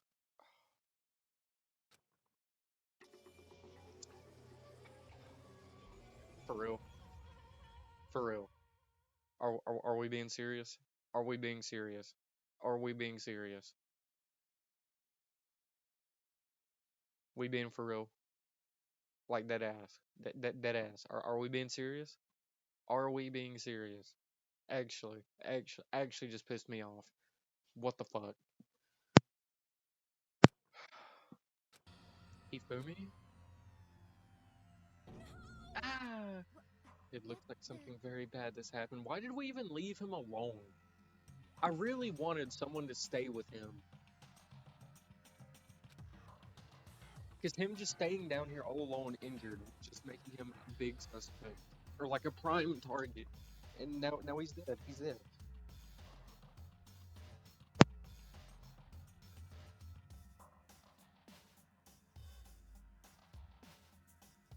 I certainly was not expecting this. I did not imagine that Hifumi would be murdered. Murdered? You're not serious, are you? He's not really dead, is he? Yep. A body has, after after a certain amount of time... God. What the? That was the body discovery announcement. The body discovery announcement. When 3 or more people discover a body after a murder, that's what plays. And since we just heard it, that means... It just means someone killed him. One of us. One of us? And look at that. Once I said that, he pointed out something. Something on the floor. Something that also been on the floor after the last 2 surprise attacks. Another hammer. Justice Hammer 3. And it's even bigger than the other 2. Just as I suspected. One strike from that and you are finished. Then the killer. There can be no doubt that the suspicious person, going by what Hifumi called him, the culprit must be Robo Justice. Whoever's hiding in that costume is the one that killed Hifumi. But wait, you saw him on the 3rd floor, right? Running back into the hall? So how did he end up in the nurse's office? You're not saying that like he teleported or something. Are you okay with We this? can figure that part out later. Right now, we have to tell the others. You're right. So Then shall we go?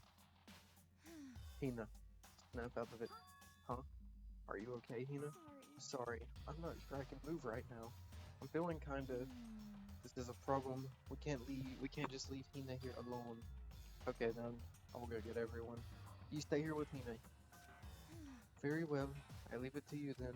Okay, I'll be back soon. I tried to sound confident and upbeat, but I still hadn't stopped trembling from what I just been through. Everyone else is on the 3rd floor. That's where everyone's chasing after the person. Where was he headed? Celeste, what's wrong? That was a rather intense scream for someone like you. I saw him. This strange costume man. He ran off as soon as I screamed. I was blocking the stairs, so he went further down the hallway and disappeared. He ran off going further down the hallway, way to the back of the hallway? Well, there's 2 hallways. Must have been this way.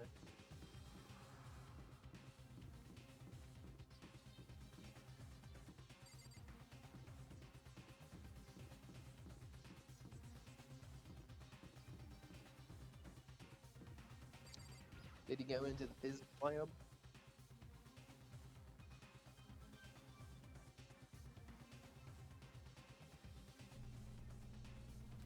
As far as I can tell, there's nobody here, but still some kind of presence. This presence, is it coming from over here in the back? I leapt through the doorway, and when I did, I found another nightmare. Wait. Oh no. Taka! There, in a pool of his own blood, was Taka. Dead.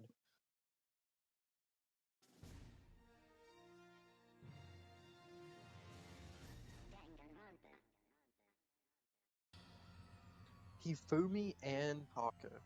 Hifumi's body discovered in the nurse's office. Taka's body discovered in the equipment room. I was witness to 2 nightmares, one right after another. No, they weren't nightmares. This is Horror's reality. The true nightmares is reality. The reality I have to face every day. But still. Why is this happening? What's up with Coco? Oh yeah, she fainted from blood. Relax. She just passed out when she blood. The blood? Oh, that's right. Coco, she has a fear of blood. We tried everything to get her to wake up, but no luck. Just leave her there for now. Like he said, I should just leave her alone for now. Anyways, Soccer, what happened?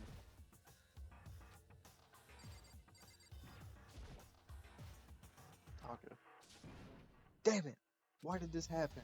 So I gotta talk to Byakuya. Awesome. Oh, no. Oh, Justice Hammer 4. Another hammer. Now it's Justice Hammer 4. It's even bigger than before. Is that the suspicious person responsible for killing Taka too? However, But why is it Hammer 4? What do you mean? Celeste was attacked with 1, Hifumi with 2, but this time it was 4. What happened to 3? Oh, what? what's the matter? Well, when you mentioned Justice Hammer 3, you reminded me. Out with it. Do you know something? Actually, Taka's not the only one that's been killed. Hifumi's dead too. What? Hifumi's been killed? Yeah, I see. which is why you came to get us. We better go check it out. Of course. Come on. Kurobyaki and I rushed out of the physics lab. But as soon as we were out of the physics lab, Celeste, are you supposed to be waiting in the nurse's office? Something has come up. Yeah, I heard. Hifumi is dead, right? Indeed. Well, that is not all. It is gone. What's gone? It has disappeared. Disappeared? Hifumi's body has disappeared. What? What are you talking about? It's disappeared? Don't be ridiculous. Come on. Are you serious? What the heck is happening? Everyone, back to the nurse's office. I practically led down the stairs, nearly losing my balance. The nurse was completely out of breath. I couldn't believe my eyes. Hifumi's body was just there a few minutes earlier. It just disappeared. Me and Celeste went to the bathroom, but we were only gone for like a minute. And then when we got back, this must be the work of the culprit. They must have come and carried the body away. They must really be enjoying this, enjoying the sight of us standing around frightened and confused. We are all going to die here. We are going to die just like those guys did. What did I you don't believe that. I don't believe a body would just disappear. First, there were 2 murders, and now one of the bodies has been taken? This is unnatural. Hold on, what do you mean 2 murders? Taka's been killed. We found him in the equipment room. It can't be. Taka too? It can't be. It can't be. No. Hina, calm down. We're all gonna die. All of us. They're gonna kill us all. Then who might the next target be? Toko? Huh? I completely forgot. She's still unconscious in the equipment room. Well, You left her at the scene of the crime? We didn't have a choice. She passed out and she refused to wake up. Huh? So she is still unconscious. Wait, so you know she was still up there and said nothing? Why? That annoying little insect clings to me wherever I go. We'd be better off without her. You bastard! Calm down. You forgot about her too, didn't you? You have no right to blame me. Everyone, stop fighting. Right now, we need to hurry back. I can't take this anymore. I don't want anyone else to die. Byakuya, if something happens to Toko, I'll never forgive you.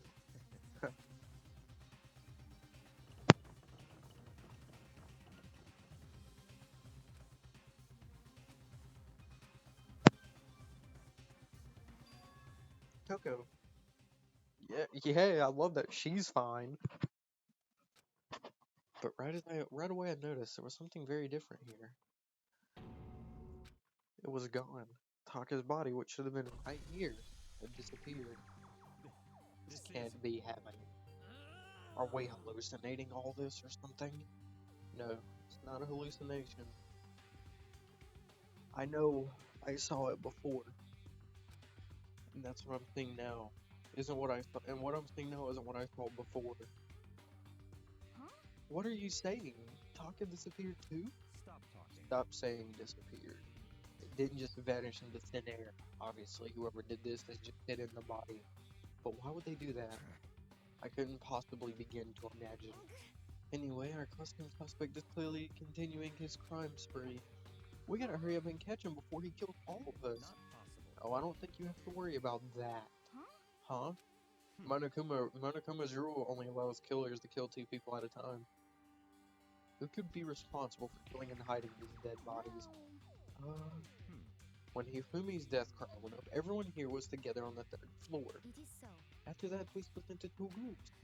And now this time, you all came here as a group from the nurse's office. In other words, the only one who could have done this are Hiro and Kyoko, who are still missing. Hold on a second. Kyoko has an alibi for when Celeste and Hifumi were tagged. There's no question that she was in the dining hall. You seem very adamant about defending her. Perhaps you are in love? That's not it at all. That's fine. Well, anyway, yeah, I do accept Kyoko's alibi. Let's see. Which means the suspicious individual we're looking for can be none other than the hero. Which further means there will be no more murders. The regulations are very clear about that. Oh, that's right. The rule says you can only kill a maximum of 2 people. That's right. As long as that rule's in place, there will not be a 3rd murder. If they were to break that rule, Admentia. Mentia without a second thought. Mentia grind to turn into paste. By the way, did you know that fish paste can also refer to shellfish like shrimp or crabs? Indeed. So Let's see. since 2 people have been killed, there's no possibility of any more. Perhaps. You knew that from the beginning, didn't you, Byakuya? Which means you and Toko were never engaged. I still meant it when I said we'd be better off without her, though. In other words, Anyway, with that in mind, we can now relax and search for the 2 missing bodies. The 2 missing bodies. 2 people have been killed and their bodies have been hidden. The only one without an alibi and the one who could have done it is Hiro. But is he really the killer? What about Kyoko? She's not involved in this case. Where did she go? what? Hey, Makoto. What's the matter? Huh? It's nothing. Whatever. We need to find those bodies or our little narrative here can't move forward. So Very then, well. Then let us split up and begin searching. But there's no need to be afraid. No more murders will take place during this case. 'cause I know that. I mean, I think I do, but Hina. if you're still here, just talk. If you do. Okay. Thank you. No need to thank me. Then let's get moving. Yell if you find anything. Byakuya left the equipment room, followed by the others. I have to try and find the 2 missing bodies.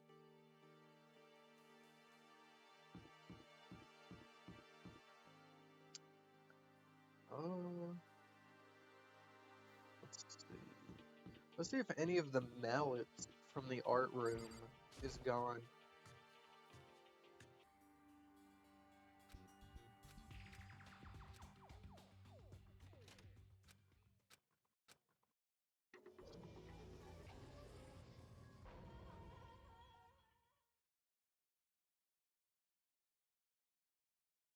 The two bodies that had disappeared were right there. The smell of blood made me gag. What I saw before my eyes was unquestionable, unavoidable, unwavering reality. And then I heard the announcement for a second time. A body has, after a certain amount. And so here we are. Without further ado, let me give you the next Monokuma file. I was going to hand them out when you found the bodies the first time, but I thought something might happen. It was really hard to resist, but turns out I was right. Just hand it over already. Now to make sure to investigate with all of your mental might and prepare for the class trial. See you later. Well then, now that we found the bodies, all that's left to do is uncover the culprit. Hold on. How can you be so calm? I mean, they're dead. Dead. Gone forever. They're never coming back. Awful. This is just too awful. Hina suddenly burst into tears. She clutched at Hifumi's lifeless body. who would do this? Why? Why?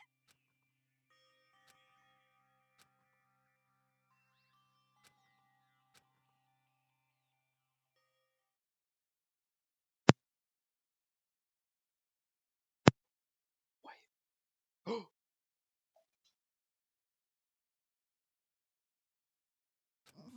That's goat status. That's goat status. That's goat status. Come on, come on. That's why he's MVP. That's why he's the goat. The goat. Cold. So. Hifumi, wake up! Huh? That's right. I remember now. Hope's Peak. Come on, you gotta wake up! I remember everything before I met you all. I met you all. He's dying. The light Don't go is into the light. reaching Hifumi. out Hifumi. like the tail of a comet. Hey, Hifumi! Who was it? Who attacked you? Who tried to kill you? Who killed me? That's right. I remember their name. Yasu. Hiro. Man, I was so hyped. Oh my fucking god. Fuck this game. I hate this game. I hate this game. I'm not playing 2. I'm not playing Danganronpa. Fuck this game. I hate Danganronpa. I hate this game.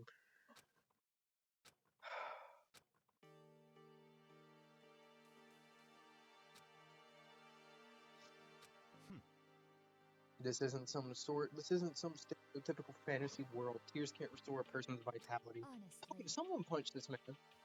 You have no tears, do you? No blood in your veins, no calcium in your bones. At least you have your meat. Stop talking. You were just angry. Going out of his way to return just to leave us with those unnecessary dying words.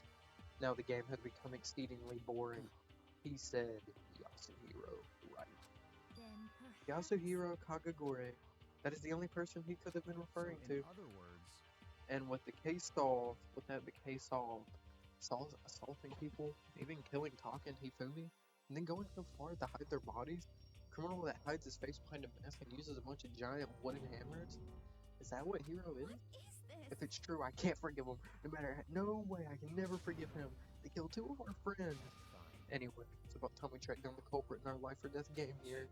Although this time it's not all that life or death. The trial will conclude without much trouble. Indeed. Yes, it does look that way. It's going to begin again. We have to go through this one more time. I have to accept it. I have no choice but to go through with this to make sure everyone survives. I just have to do it.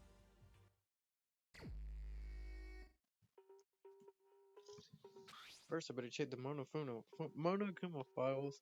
The victims were Hifumi Yamada and Kiyotaka Ishimaru. The cause of death was each to a blow to the head. It is thought they were killed with a similar weapon. That's it. Very Yes. strange. It's pretty strange we got way less information this time than before. That is no problem. After all, the events of this case unfolded right before our very eyes. We should know more about what happened than the Monokuma file could anyway. Maybe. Well, There's something else that's bothering me. Someone else has been missing for quite a while. Are you talking about Kyoko? Without a doubt, she has an alibi for when Celeste and Hifumi were attacked. But what if the killer wasn't acting alone? What if they had an accomplice? An accomplice? An accomplice? What are you doing here? Don't be rude, I'm here to answer your question. What question? You're talking about accomplices, right? I'm pretty sure I explained it before, didn't I? They're in the first class trial. He did. speaking of which, I'd like to ask the bear, if there is an accomplice, do they also become blackened? So you ask. Each murder is allowed to have an accomplice, but only the one who does the killing will get to graduate. So in other words, two people can work together, but one of them has no chance of profiting from it. Then there's no way anyone would work together, right? In other words, So basically, you can be an accomplice if you want, but there's no gratification in it. So then, So are you saying nobody worked together this time either? Sorry, can't answer that. It was to obstruct the free exchange of information between you guys. I just want to make sure you don't forget, no matter how much you might assist in a murder, only one blackened can graduate. An accomplice gets nothing. So, in other words, Then we only need to figure out who that one blackened is that did the killing right, just like normal. well, Okay, let me take this opportunity to clarify the whole shebang. In the class trial, what you need to determine is the one true blackened who devised the murder plot and put it in the action. So just one person. well now. That's enough for explainifying it. Now, if you're down to the final battle between all of you and the blackened, good luck to all the contestants. So there can only be one blackened. An accomplice wouldn't benefit. And I can't see why Kyoko would be connected to this case after all. You may be right. If that's true, then Kyoko, where are you? however, As long as she's not connected to the case, it doesn't matter. Let's get back to the investigation. Indeed. I have absolutely no doubt that Chihiro is responsible. But for the time being, I suppose it cannot hurt to pursue further information. So, You know, don't you think we should consider a certain someone a suspect just in case? I'm talking about the murderous fiend, Genocide Jack. What? I'm offended. When did you...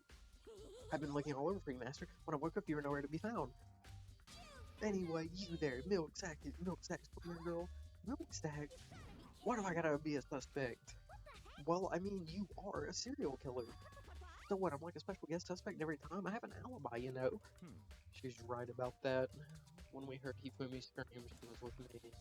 And when the bodies disappeared, she was still lying unconscious in the equipment room. Taka's body aside, I can't imagine any way she would have been able to move Hifumi's body. Yep. Besides, I calculate every move I make. I'm not gonna kill someone when everyone knows what I look like. They don't call me the murderous fiend for nothing. That's not the kind of thing you should be bragging about. Let's see. On another topic, should we post a guard by the bodies like before? We can't have them disappearing again. so then. Hina and I can handle that. You don't mind, do you, Hina? Hmm. Sure. I'd be totally useless on the investigation anyway. it's all clear now. Then that's that. Let's begin. The whole thing is so strange. Oh, but one of us has an alibi. Figuring out who did it should be obvious, right? But maybe it's just me, but I don't think it's going to be as straightforward as it seems.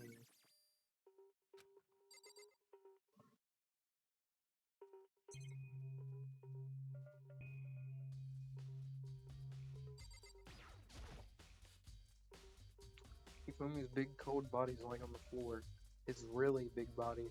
I mean, how on earth was the killer able to move someone so big? From the nurse's office where we discovered Chihiro, the respiratory, all the way from the first to third floor, and all without anyone noticing. How the hell? It's no good, I don't get it. I can think about it later. For now, I have to finish investigating Hifumi himself. If I remember correctly, Hifumi's fatal injury was also a blow to the head. Probably from Justice Hammer 3, which is laying on the floor in the nurse's office. Wait, something's off about his body. Why am I getting this feeling? Something's different. Something about Hifumi's body in the nurse's office versus his body right now. That's it, his glasses. His glasses were also in the nurse's office. His glasses were covered in blood. But now they're completely clean. Does that mean someone wiped his glasses off?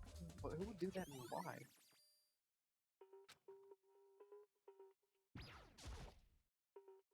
Taka. He'll never move again. According to the Monokuma file, Taka died from a blow to the head. We found Justice Hammer 4 near his body in the equipment room. Is that what was used to kill him? And his guitar played out under his body. Did the killer use that to move Taka's body? That way, there won't be any blood left behind while the body was moved. Okay. There are hammers of different sizes hanging on the wall, even though they look more like mallets. Could the Justice Hammers have been designed using these as a model? Either way, all the hammers here have obviously seen a lot of use. They're all covered in debris and chalky stone powder. Wait. For some reason, this one hammer isn't dirty at all, and it's wet. Did someone wash it recently? Okay. Don't want to talk to you, but I think for this investigation I will. Unqie, do you really think Chihiro did it? I don't see how anyone could think otherwise. When the attacks and murders and disappearances all happened, every one of us had an alibi. And the last thing Hifumi said when he died, yeah, he said Hiro's name. In other words, And there's no room to suspect anyone else. But if he did do it, why would he hide his identity with that weird costume? Maybe he thought that no matter what happened, he'd be safe as long as his face was covered. Because he's the fool of the century, you see. I mean, he is kind of dumb. But do you really think that's enough to explain it? I feel like there's a clue hiding in there somewhere. And is that it? That's all that bothers you about the case? Well, no, there are a few other things. Like, when did the killer try to hide the body? They probably figured that if we couldn't find the bodies, we couldn't complete our investigation.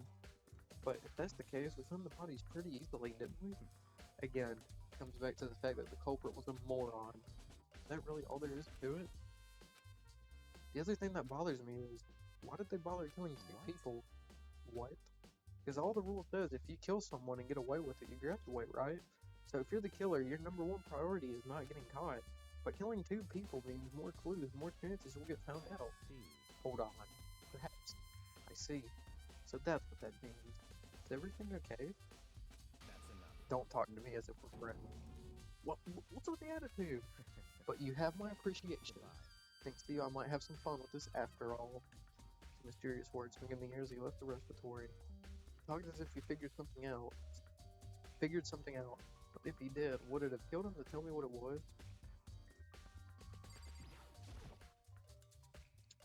The dolly doesn't even have a handle. I saw this in our room before. Wait. Wasn't this in the equipment room where we found Taka's body? And look at the wheel. There's a blood stain on it. So there's blood on the wheel in the dolly that was moved from the equipment room to the respiratory. What's the explanation for that? Stalker, you got anything? There are many aspects to the incident this time. Too many, to be honest, considering that it made me get the look back on everything that's happened. Would you like my help? Nah. Tina, what do you got? So, Hey, Makoto, I've been thinking about something. It's about the respiratory. What is it? After Hifumi and Taka's bodies disappeared, we split up to look around, right?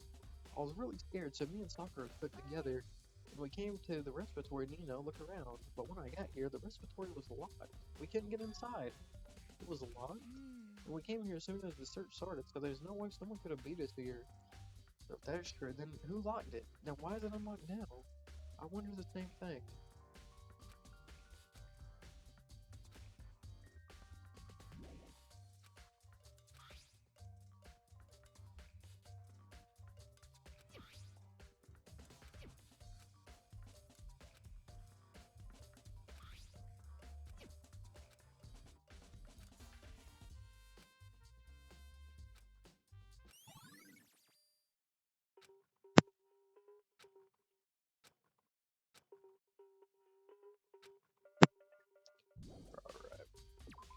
Let's go check the equipment office, because that's up here on the third floor. Hello, Celeste. What are you investigating, Celeste? I'm not investigating anything, precisely speaking. I'm simply going around seeing if Hiro might be hiding somewhere. What about you? Oh, just checking this and that. The main thing on my mind is how someone could have moved Hifumi's body. How Hifumi was moved, huh? When he disappeared, you were supposed to be in the nurse's office, right? Correct. Hina wasn't feeling well, so I stayed behind to look after her. But she seemed to be getting worse, so I took her to the bathroom. And when you got back, the body was gone? Okay, it's not been gone for more than a minute or two, though. Yeah, Hina said the same thing. So then the killer was able to get in and move Hifumi's body in that short amount of time? So it seems so. Carry someone as big as Hifumi in only a couple of minutes is... I can't think of it as anything less than impossible.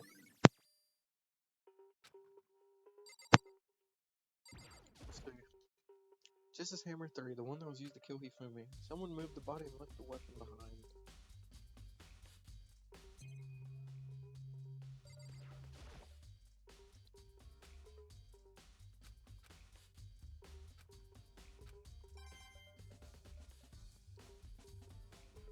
Let's see here, I think that's it. Oh, there's the trash can. Just a normal trash can. Something inside. Glass cleaning cloth. Oh. Ah, did you find something? Yeah, there's a cleaning cloth in the trash can. A cleaning cloth? And it's all bloody. Whoever this belonged to when they see the white drips some blood. But who would need something like that? I haven't the slightest idea. Well, I think obviously that's what was used to clean the blood off Hifumi's glasses. So this is where you've been. I've been looking for you. You have? I wanted to thank you for what you did. Not that you meant to, but you ended up making this little game of work very interesting indeed. You should go to Hiro's room. Oh, and let me give you this. This is the note Hiro wrote to get us all to meet up, right? You remember well. Well, the penmanship was pretty remarkable, so it left an impression. It's all clear now. Anyway, this makes it clear, right? This is a crap. What is? Things grow ever more exciting. What are you talking about? I've already repaid my debt. I don't owe you any more explanation. Goodbye. That'd be a good idea, but I'm gonna take the plunge. He's gonna be like asleep. This is Hiro's room. There's all kinds of weird stuff in here. Where did he get all this from? More importantly, he still hasn't turned up. He does get a good bit.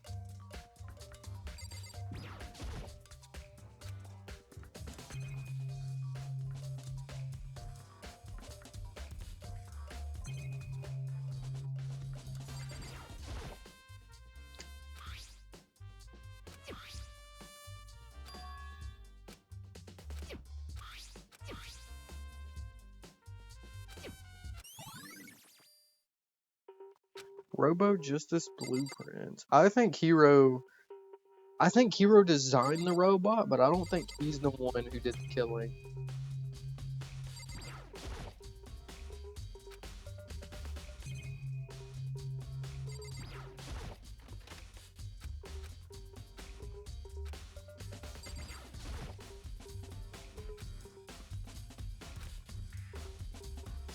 Okay, well, so he has the blueprint for Robo Justice. Ricardo, big news, big news! What's wrong? We found Kyoko! What? Is she okay? Where is she? Wait, I wasn't done, there's more big news! Robo Justice showed up too! Robo Justice? It's Hiro wearing the costume! Anyway, as soon as you can, hit the floor on the second floor.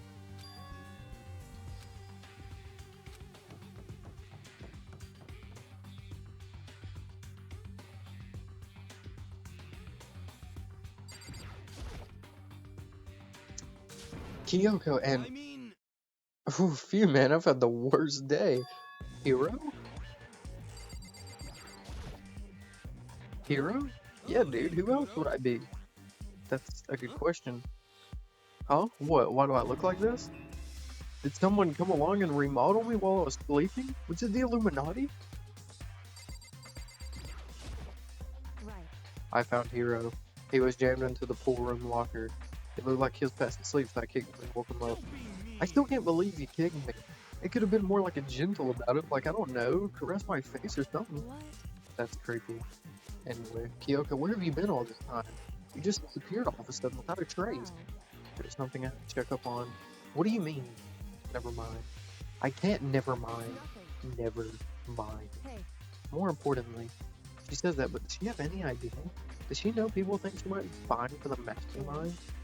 First of all, Hiro, you need to explain to us all why you're just like that. I mean, Well, I have no idea. 1 second I was asleep, don't even know how that happened. When I woke up, I was here. I don't care. Do something about that costume. It pains me to just look at you. Well, I don't know what's up this thing, but I actually can't get it off. A little help? Why would you make something like that you can't take off by yourself?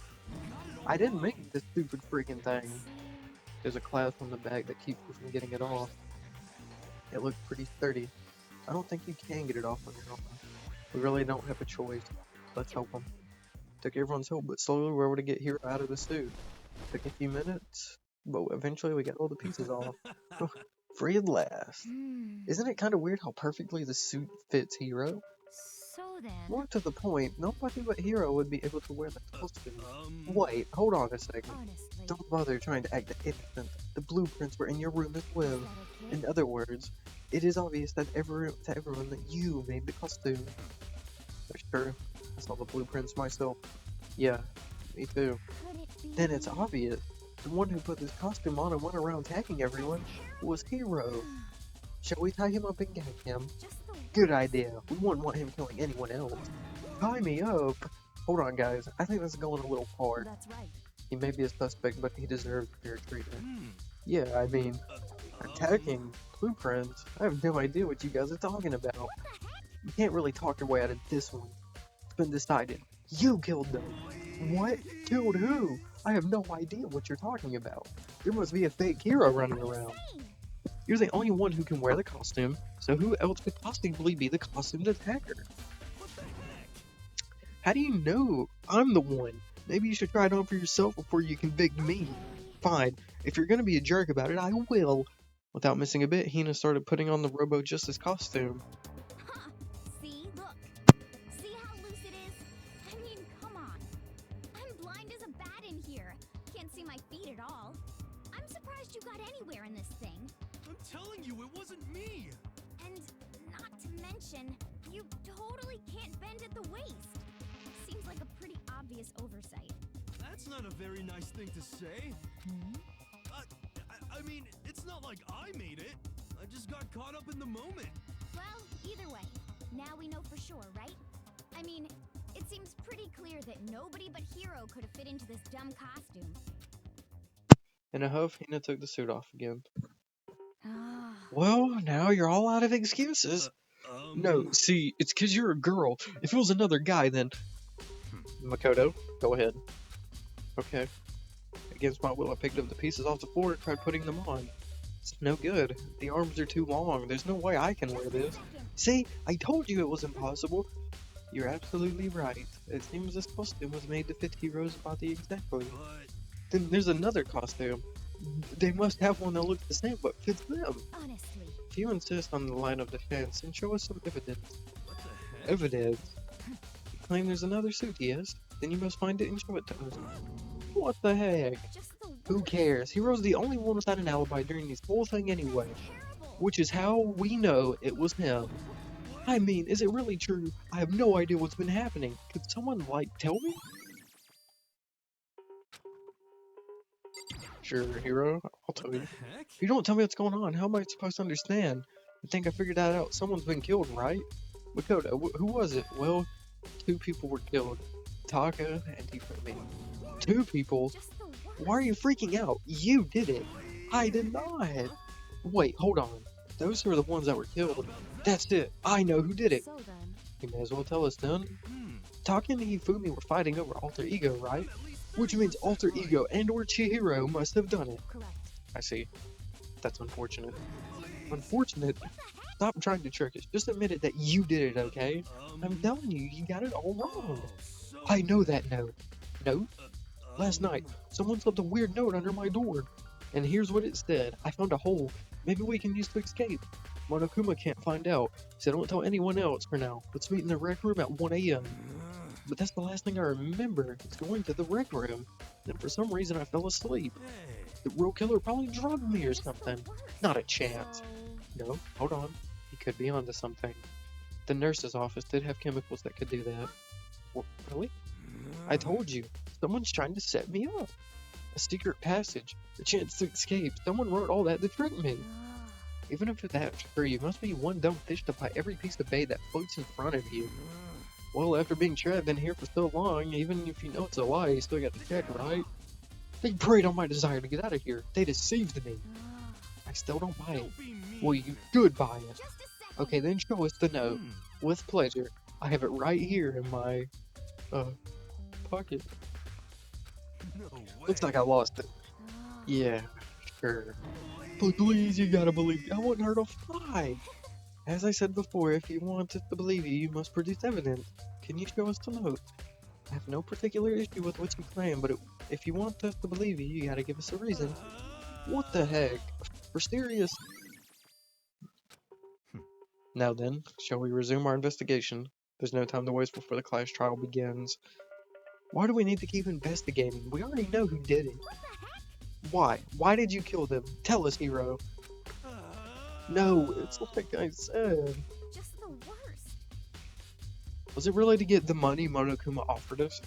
Yeah, that must be it. You must be totally broken, that's why.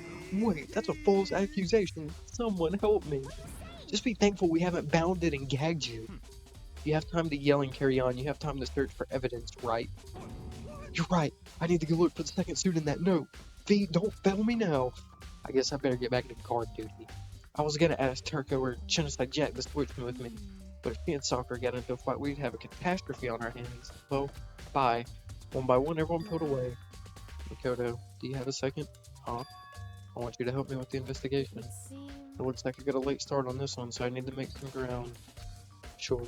I don't mind helping you, but can you promise me something? Later when we have time, will you tell me why you disappeared? No. To reject me so simply. Anyway, I need your help. You don't mind, do you?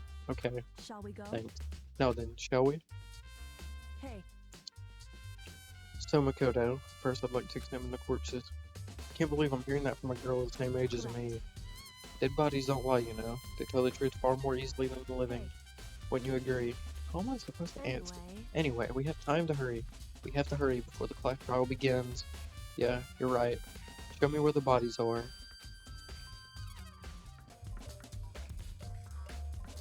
Hifumi and Taka. For a moment, Kyoko seemed to go rigid, but only for a moment. so then... Well then, let's get started.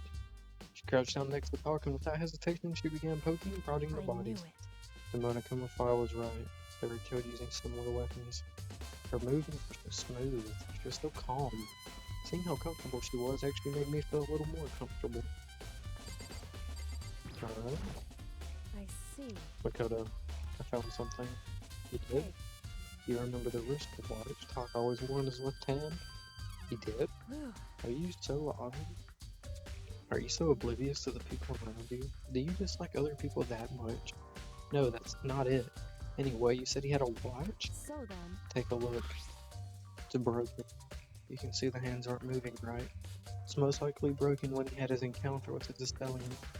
And if you notice, the hands are frozen at just past 6 o'clock. So that would mean the watch was broken sometime after 6? That's right. And last night, Taka's watch definitely wasn't broken.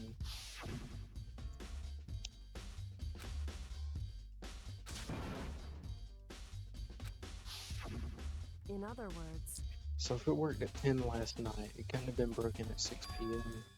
Meaning it must have happened at 6 this morning. However... And that's not all. Look at Taka's left hand. He appears to be gripping something. You're right. There's something white in there. Makoto, Can you try and pry it out? Me? because Rigor mortis has already been set. Boys are better suited to this kind of manual labor, right? Okay. As much as I didn't want to, I grasped Taka's cold hand. The ice cold hand was nearly enough to cause my heart to stop beating. After some effort, I was finally able to free the object from his tightly clenched fist. A piece of paper. hey, Is that all he had in his hand? Yeah, that's it. Just a little scrap of paper. Doesn't seem like much of a clue, is does that it? right? I wonder about that. Kyoko then turned to Hifumi's body. So then, Let's check Hifumi's body now. Perhaps he's left us a few clues of his own.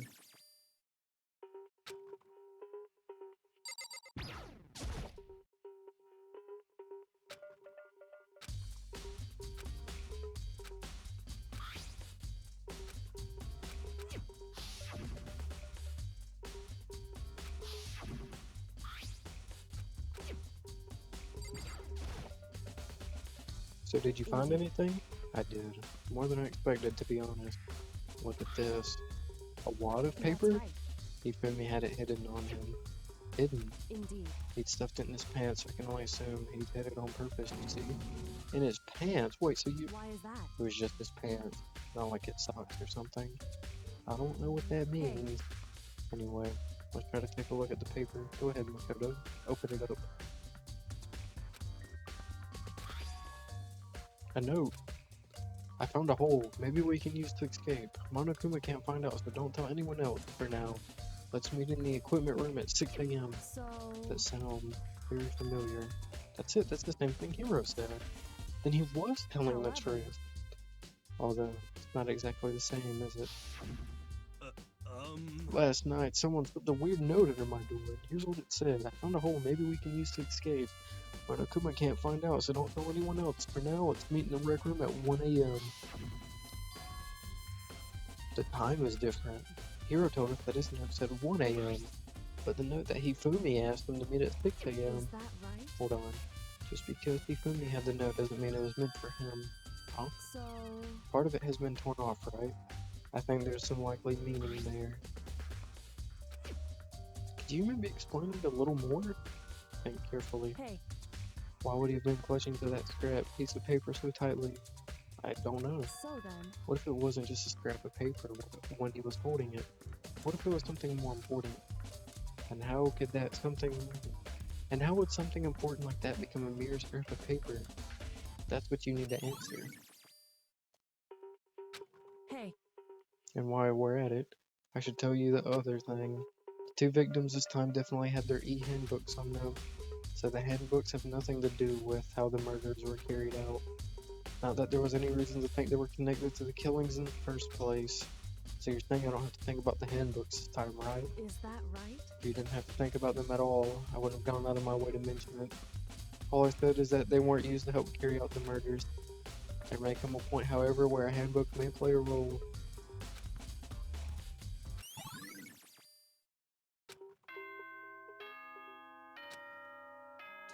No way. Are you excited? Are you pumped? Wow. It's time for the class trial to begin! Like the bright burst of fireworks, like the flash of a soul classic. And so, with everyone, please make your way to the... This is just another time. I feel like I don't have, Would seem like, enough. It's unfortunate, but I suppose this is where our investigation comes to an end. You'll have to figure out the rest for yourself and come to the proper conclusion. Yeah, you're right. Shall we go? Well, we better get going. Okay.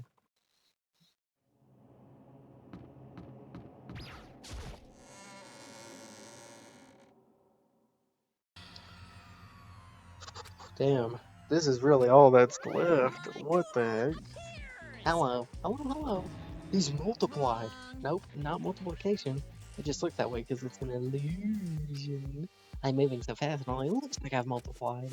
Can you guys tell which one is the real Monokuma? Can we just get on the elevator already? I'm not playing along. We're not here to play with you. Okay, fine. And if everyone's here and ready to go, please board the elevator. I'll see you guys down there. Let's go. Okay then, shall we? Hold on, I'm not mentally prepared yet. What the heck? You'll never be mentally prepared. You can't run away anymore, Hiro. You're gonna pay for your sins. I told you already, I didn't do it, for serious.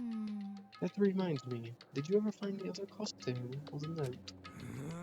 No, well, no, but how unfortunate. Then it would seem we have our culprit. Hey, This isn't a place to talk about it. Save your accusations for when we get to the courtroom. That's right. She's right. Let's get down there first, then the story can really begin. Yeah, good idea. That's right. I have to do it. I can't let whoever killed Hifumi and Taka get away with it. For everyone who's still alive, and for the two who's lost their lives.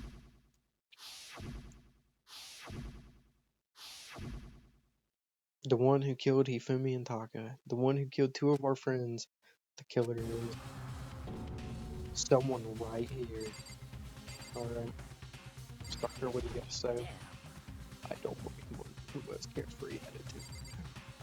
You know? Just the worst. Let's hurry up and go so we can make Hiro pay for his crimes. Celeste. It would appear the culprit has been confirmed. The trial will be over in no time. I don't really care for everybody else here, so sorry about that.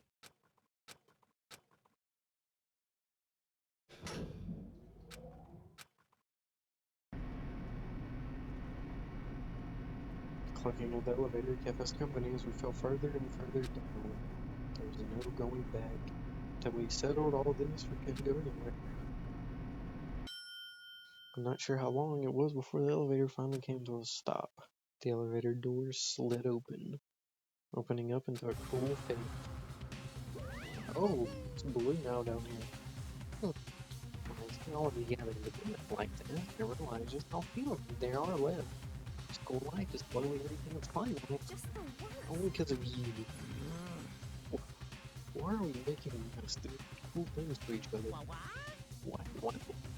Do you really hate me so much? I'm so cute. Come on. We already know who did it. Was that? It was Hiro. He does not have an alibi for when the murders took place, and we found him in that suit. Don't try and deny it. You killed them. I didn't. Someone knocked me out. I was asleep the whole time. I don't know anything about it. Shut your murdering mouth, murderer! Who are you calling a murderer? I am sorry to say, Hiro, but we do have evidence. Blueprints for the suit. Parts we assume were used to build it. And all of it was found in your room. You have to admit, the evidence is quite compelling. Alright. I think it's Celeste. As much as I don't want to say it, I do think it is her. See, she's been acting strange the whole time, and she's pushing for it to be Hiro way too hard. It points to you as having created the suit and wearing it while committing crime after crime.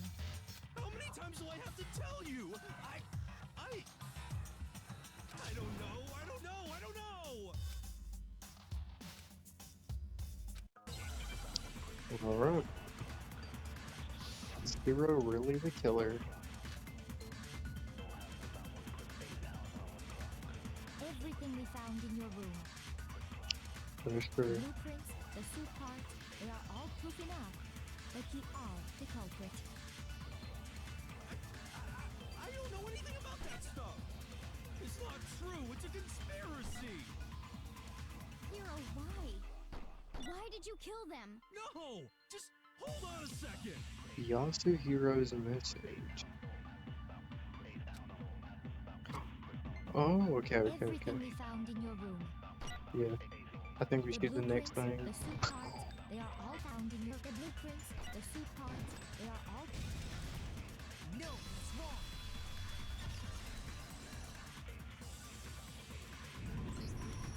Are we sure Hiro really made those blueprints? What do you mean? Well, take a look at this. It's the note that Hiro wrote, asking everyone to meet up after Alter Ego disappeared. The handwriting's obviously different, wouldn't you say? When you compare it to the blueprints. there's no way you could think the same person made both of them. Unless that person made it a point to disguise their handwriting. No, the difference consequences are bigger than that, I think. Come on! I'm not smart enough to think of trying to change my handwriting anyway. So Makoto, are you saying you don't think Hiro's the culprit? And he's not the only one. I think Hiro is innocent as well. Then who was in that Robo Justice suit? Is it like Hiro said? Was there really someone running around in a second suit? The suspicious individual hidden within the suit. Go ahead, Makoto. Tell them who it was. So, who was in the Robo Justice suit?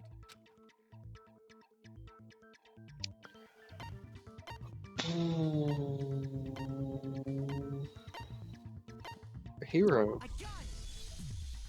Other than Hiro, obviously he was the one in that particular suit. And we never found any kind of second suit. Then there can be no doubt. Hiro is the prime suspect. That doesn't make any sense. You just said Hiro didn't do it. It makes perfect sense. Hiro was the suspicious individual in the suit, but he's not the culprit. So what you're saying is... That's right.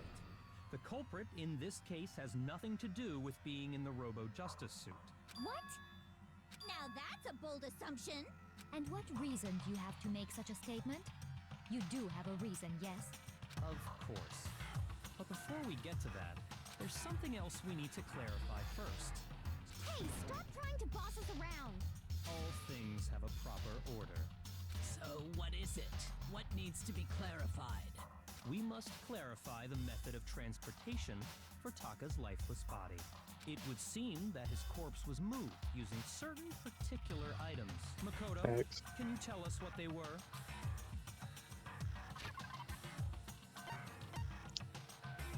Respiratory dolly. Because I remember. I think it was the blue tarp. Yeah. I got it! They were a dolly and a tarp, right? So, let's see if I can explain. Taka's body disappeared from the equipment room. And then we rediscovered it in the repository. And when we found it for the second time, it was wrapped in a blue tarp, right? It was the same tarp that, up until then, was stored in the equipment room. So the killer must have seen it there, and decided to use it when they moved Taka's body. That way, they wouldn't leave any bloodstains while they were moving it. Okay, that explains the tarp.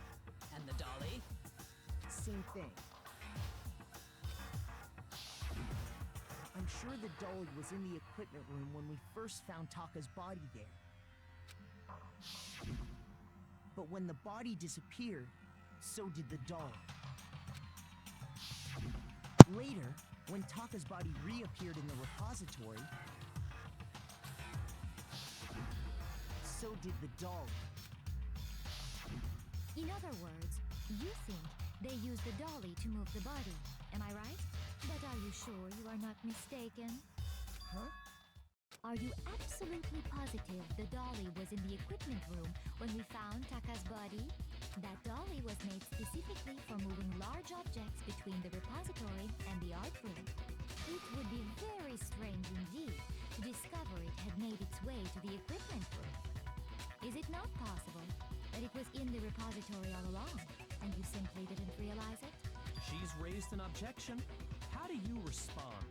There is no shame in being wrong. Nobody expects much from you anyway.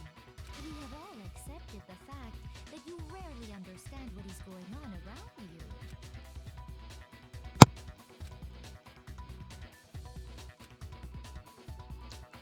Oh goodness. Great. I love that.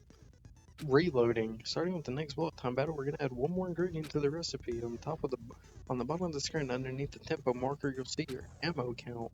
Up till now, there hasn't really been a limit on how you destroy your opponent's statement, but from now on, just locking on and pressing the left mouse button won't be enough to handle. It will now cost you one bullet to destroy a single remark. Once you run out of bullets, you can't destroy any more statements, no matter how locked on you are. However, you can reload by pressing the tab key. Just like locking on, you'll have to press the tab key and time the tempo marker or whatever. Basically, just remember that the tab key now has a function along with the R, right click, left click. You'll automatically reload at the start of fever time and your ammo will not decrease. Oh, but if you're actually in difficulty so the gentle, you won't have to reload at all. In which case, you can just ignore everything I just said. Well then, good luck and have fun.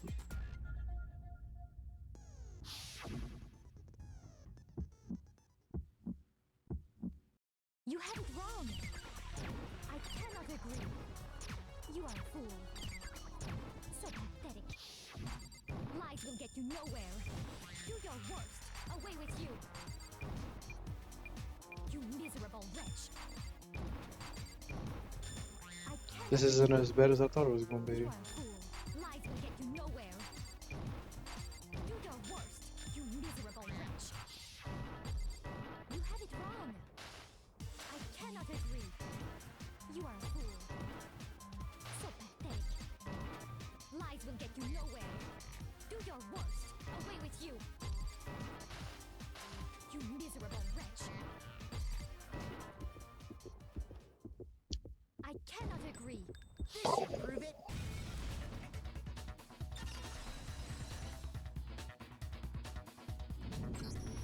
If you're asking for proof that the dolly moved, I have it right here. When I found the dolly Yeah, in blood on the wheel. repository, one of the wheels had a blood stain on it. There was a pool of blood in the equipment room with a tire mark in it that matched the dolly wheel's tread. The killer probably rolled the dolly through the blood on accident as they wheeled the body out of the room. And as the blood dried on the tire, they moved the body into the repository. So there's my proof that... Well, anyway, that was just something we had to get out of the way. Let's get back to the main subject. Yeah, the subject of how Robo Justice didn't do it. Because if it's not a killer robot, then what kind of robot is it? I'm not sure that really matters. I'd be happy to explain why the occupant of the suit couldn't possibly be the killer. If you look back on how the body was transported, it will become immediately obvious. The thing, it doesn't bend. Is it because the suit don't bend? Yeah, Robo Justice's costume. As we know, Taka was killed in the equipment room. And from there, the body was moved to the repository, correct? Fact. Yeah, the culprit wrapped the body in the tarp, then loaded it onto the dolly and drove it off, right? Now, keep in mind that the dolly doesn't have a handle. I think I was supposed to do that. But even without a handle, all you'd have to do is bend over. That's what we shoot. No, it's wrong. The suit doesn't bend over. Or something like that. You're absolutely right that you could push a dolly without a handle if you stoop down low. But if you were wearing that suit, do you think you could actually get into a position like that? What do you mean? Think back to what you said when we were all checking out the suit together. Remember? I'm blind as a bat in here. Can't see my feet at all. I'm surprised you got anywhere in this thing. I'm telling you, it wasn't me. And not to mention, you totally can't bend at the waist. When you're in that suit, not only can you not see your feet, but you can't even bend at the waist. Am I right about that? Now that you mention it, yeah. It seems like it'd be awfully hard to push that dolly if you couldn't bend over. Well, what's to stop you from simply pushing the dolly with your feet? When you can't even see your feet? You really think someone could kick the dolly all that way? Yeah, it'd be totally impossible. Not that I can say for sure myself. On top of that, if you were wearing such a rigid, cumbersome suit, it's very unlikely you would have the dexterity to go about wrapping the body in a tarp. Well, I mean, isn't that just a matter of taking off the suit when you're ready to move the body? Can't take it off by yourself. I don't think taking off the suit was an option. There was a lock on it. Bingo. That's true. It seems impossible to put the suit on or take it off without help. Then, you really can't... Of course I wasn't making it up. If he could have gotten it off by himself, I don't think he would have let us see him wearing it. Showing up in the suit was basically an invitation for everyone to suspect it. Yeah, that's right. So, it's... To be clear, whoever did move the body, it couldn't have been Hiro in the robot suit, correct? No, wait. Just a second, if you please. Have you forgotten about the picture that I took? You all got a good look at it, did you not? The image of Hifumi being dragged away by Robo Justice? If whoever was in that suit is not the culprit, how do you explain that? Besides, do you remember what the now deceased Hifumi said? Hero. The guy hit me. What guy? Robo Justice. That's what I decided to call him just now. So long as those facts exist, the proper conclusion is beyond question. The individual inside the suit and the culprit are one and the same. It was Hiro, without a doubt. Yeah, that's gotta be right. Hold on a second! It's still far too early to reach that conclusion. Besides, there's no hurry to decide who did it. Before we rush to a verdict, shouldn't we explore every single possibility? Instead of seizing on one viewpoint, the truth is uncovered by analyzing things from every angle. Perhaps, but where do we go from here? Let's review this series of unfortunate events from the beginning. Maybe we'll uncover something new. What a pain in the ass! I don't disagree, but our lives are on the line. If this is what it takes, we have to do it. Plus, maybe we'll get to find out where the heck Kyoko was when everything went down. All right then, let's take another look back at what happened. I suppose we could start with this morning. 4 of us gathered together in the dining hall. Makoto, Hina, Kyoko, and myself. We waited there for quite a while, but nobody else showed up, so we went to look for everyone. That was around 8 a.m. And as soon as we split up, Kyoko went missing. Soon after that, Hina found Celeste in the rec room and quickly came to get Makoto and me. It seems I was unconscious for about an hour after I was attacked by my mystery assailant. I know it was an hour because I remember being attacked a little after 7. That was when we saw Celeste's picture and discovered that her assailant had been wearing a strange costume. As it turns out, it was Robo Justice. It also soon became clear that this same Robo Justice had abducted Hifumi. We were soon joined in our search by Byakuya and Toko, and then went on to find Hifumi in the library. He was injured, so we took him to the nurse's office and resumed our search for the suspect. But not long after leaving the nurse's office...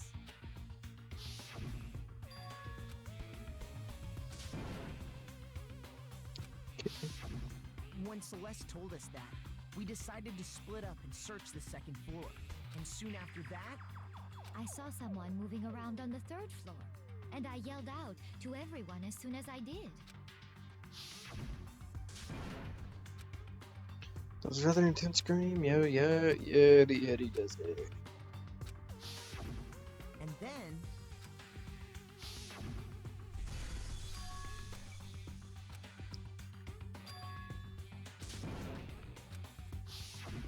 At that point, we decided Celeste, Hina, and I went while Sakura, Byakuya, and Toko.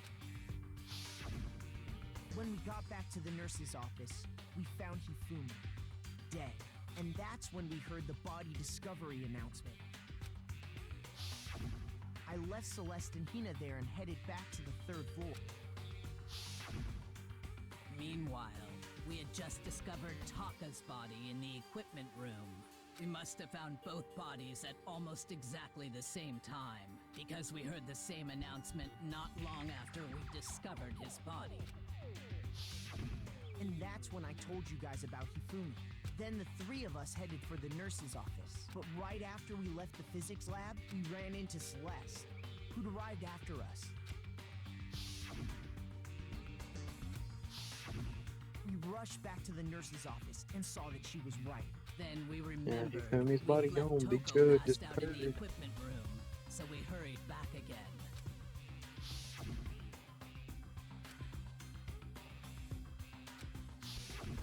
But when we got there, we discovered that now Taka's body had also gone missing.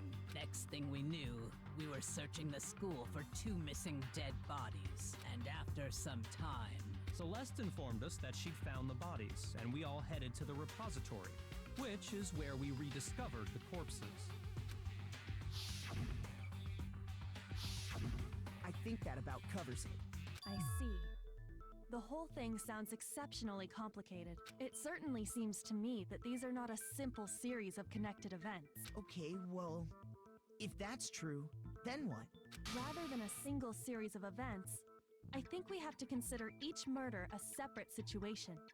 And from there, we can uncover the contradictions surrounding all of them. Now then, let's get started, beginning with what happened to Taka. Contradictions in what happened to Taka. In order to uncover the truth in this case, I have to find him no matter what. Alright, I'm gonna call file 3. So, regarding Taka's death, I wonder if he died before Hifumi. He did. Or perhaps it was after? We already know what order they were killed in. Taka came last. No, I think, no, Taka happened first. The numbering of the Justice Hammers. It's true that Hifumi was killed with Justice Hammer 3, while Taka's death came from a swing of Justice Hammer 4. See? So it's obvious. No.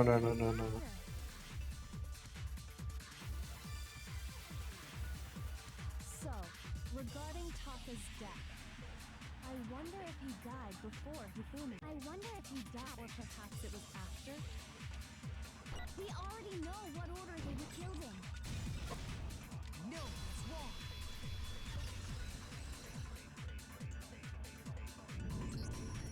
Hold on. There's no reason to assume that the hammers were used in the same order as their numbers. If anything, that's just another way the killer tried to disguise their actions. So you're saying the culprit wanted us to think the hammers were used in order, but in reality, Taka was killed before Hifumi? Okay then, let's see the proof.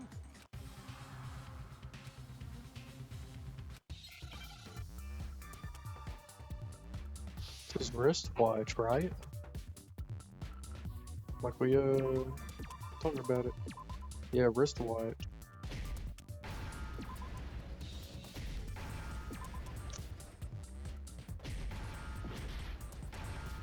What? Oh. We need a W. I see it. Okay. It's doing it in order.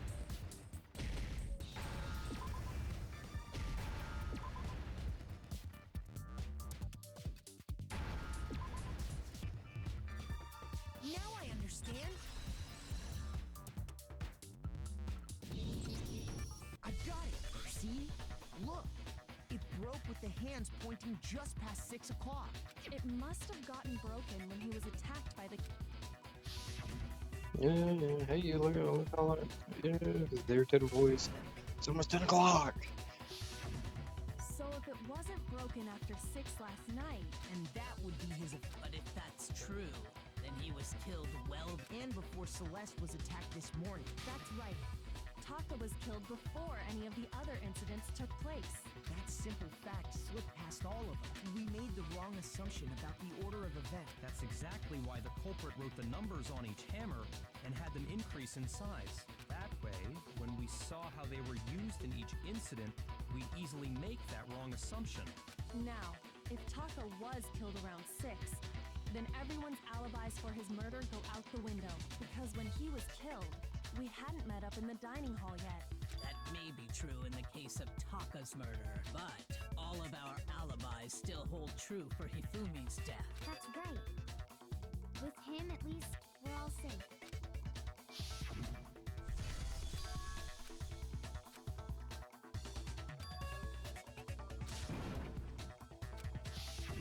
When we heard Hifumi screaming, we were all together. Except for Hiro and Kyoko. Then we all ran down to the nurse's office, and that's where we found his body. That's totally true. We're all in the clear. Oh, I know. They must have recorded him screaming on a tape or something, then played it later on. If that's true, where's the tape? I don't know. Don't just go making stuff up. Anyway, we all have rock-solid alibis for when we heard Hifumi scream. Since all of us were there together, clearly none of us could have killed him. And it does not stop there. There was also the moment when we discovered his body had disappeared. When his body vanished from the nurse's office, Hina and I were in the bathroom together, while everyone else was in the equipment room, correct? And then there's the disappearance of Taka's body from the equipment room. At that time, we were all gathered together in the nurse's office because of Hifumi going missing. Well, don't forget, I was passed out in the equipment room the whole time. Wait, then what if Genocide Jill did it? She could have dragged Taka's body out of there right then.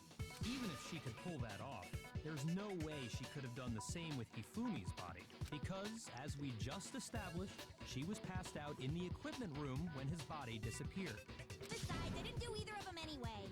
In other words, it is impossible that any of us could have killed Hifumi or moved either of their bodies. On the other hand, Hiro and Kyoko had disappeared, so they most certainly could have done those things.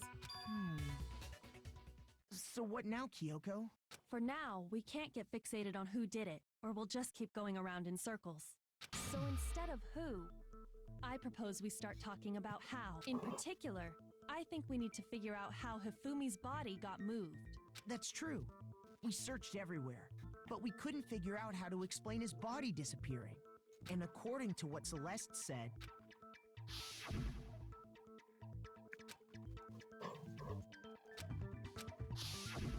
his body apparently disappeared in the 1 minute her and Hina took their eyes off of it. But to carry that much weight from the first floor up to the third? Oh man, yeah! There's no way! It'd be impossible! Well, what if I told you there was a way to make the impossible possible? What? How? Secret elevator. The body were to Oh. move itself. The dead body moved on its own? No! Not another... ghost! I don't think it has anything to do with the occult.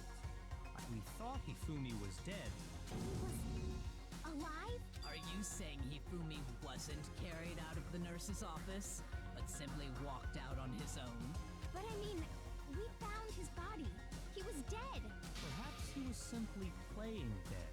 That it isn't possible. Yeah, didn't Hifumi was still alive? Is it really possible?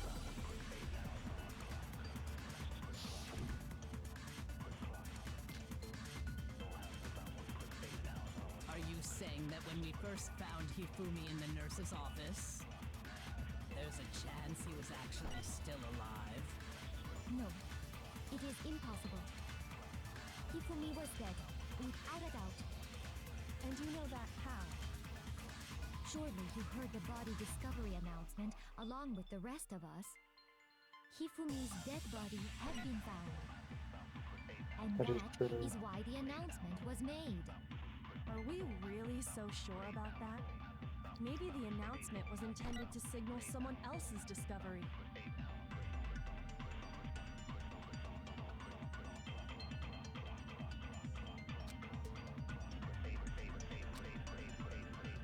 Are you saying that when we first found there's a chance he... No, Hifumi was dead, and you know that. Surely you heard the body. Hifumi's dead, and that is why the Are we really so sure about that?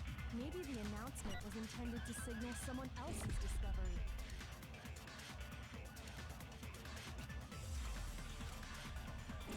Are you saying that when we first found there's a chance he was actually still... No, Hifumi was dead. And you know that how? Surely you heard the body discovery announcement along with Hifumi's dead body had been found. no, that's wrong. Alright.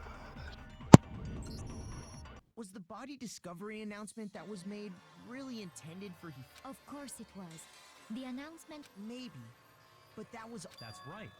It wasn't long after finding his body that we heard the announcement. So there's a good chance we've made a mistake in there, so I think we've confused whether the announcement was for Hifumi or Taka.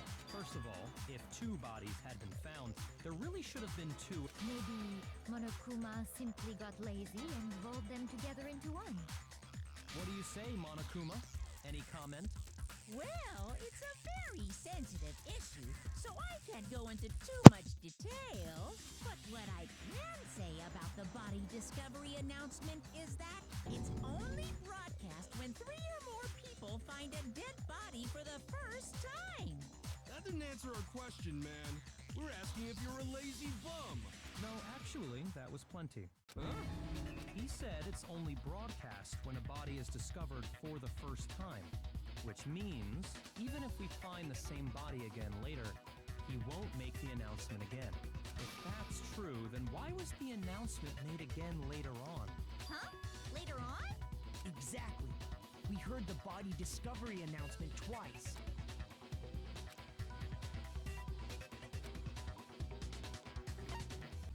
I got it! Okay. We heard it a second time in the repository. I just when didn't we remember it. rediscovered the I two mean, that is bodies. on me.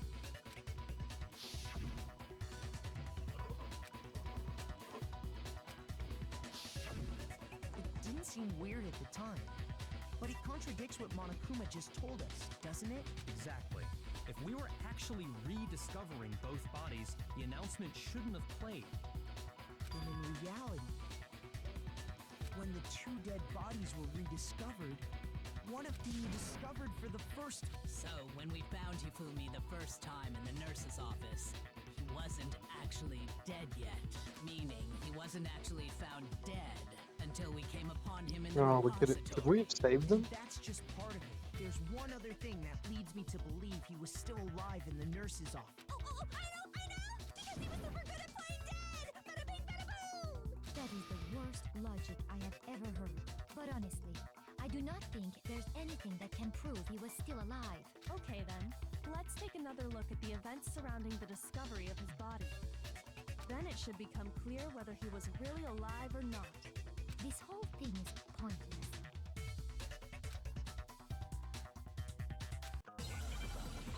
Proof that Hifumi was alive.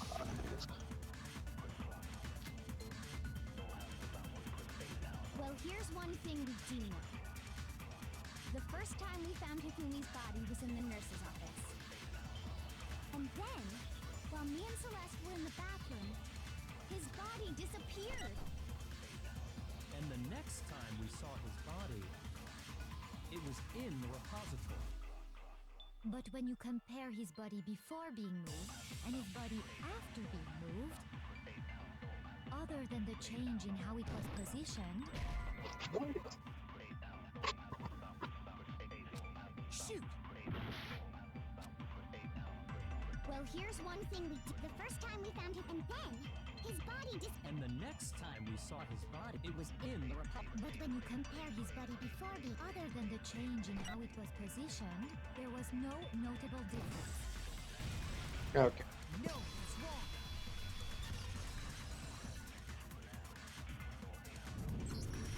In fact, there was one clear difference between Hifumi in the nurse's office and the repository. His glasses. That fact alone proves that he was only playing dead in the beginning. Perhaps you'd like to fill the rest of us in? When we found Hifumi in the nurse's office, but when we found him again later in the repository, they were spotless. And I found the item he used.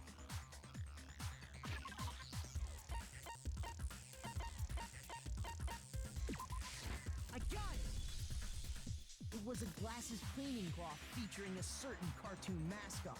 One look at the bloodstain on the cloth should make things clear. This piece of cloth was used to... And the mascot on the cloth is the same one that's on the digital camera, right? And whose digital camera was it?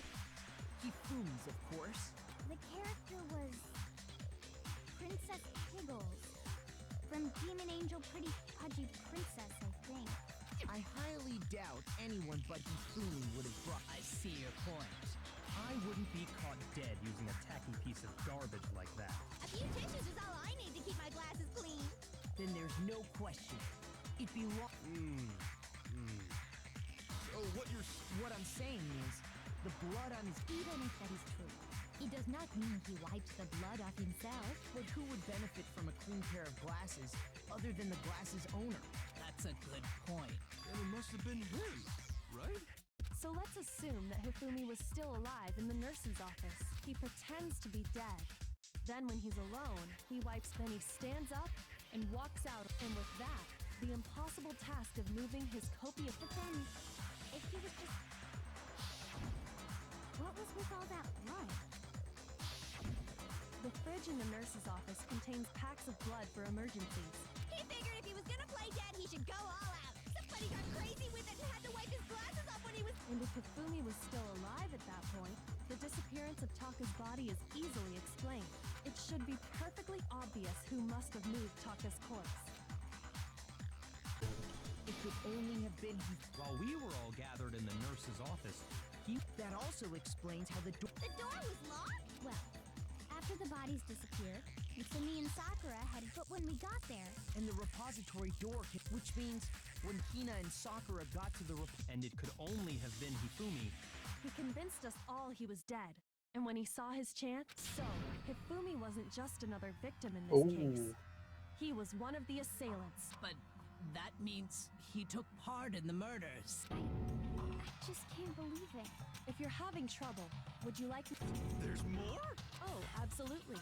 The single biggest fact. You know what I'm talking about, right,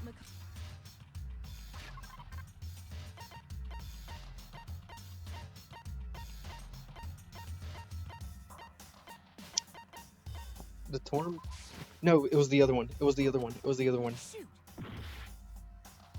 Frick. Such a baka. I got it! You're talking about the note Hifumi had. Hidden note? That's right. We found it stuffed in his pants. What? In his pants? Yes, his pants. Okay, well, forget about the pants for now. Found a hole maybe we can use to escape. Monokuma can't find out, so don't tell anyone else. We're here for now. Let's meet in the equipment room at 6 a.m. That's the note I was telling you about. The one that told me where to go. Huh? Wait. This one... Monokuma can't find out, so don't tell anyone else for now. I see. Then this note isn't the same one Hiro got. It's not the same? In other words, the killer got in touch with another person besides Hiro. And that person could only have been... I got it! That's right! The killer used this note to draw out Taka and murder him. Hello? Over here? I don't really understand what's going on, but Hifumi had that letter right. So whoever wrote it wasn't drawing out TikTok. They were drawing out Huffy. Just to be clear. Oh, yes!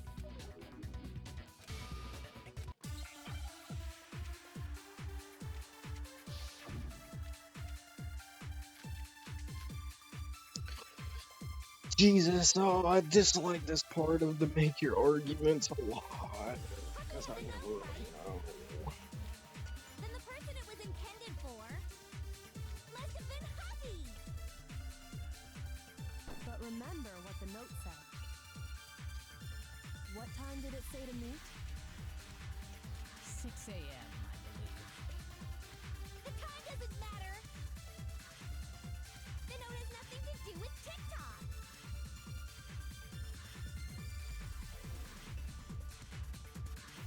Do with TikTok. No, it's wrong.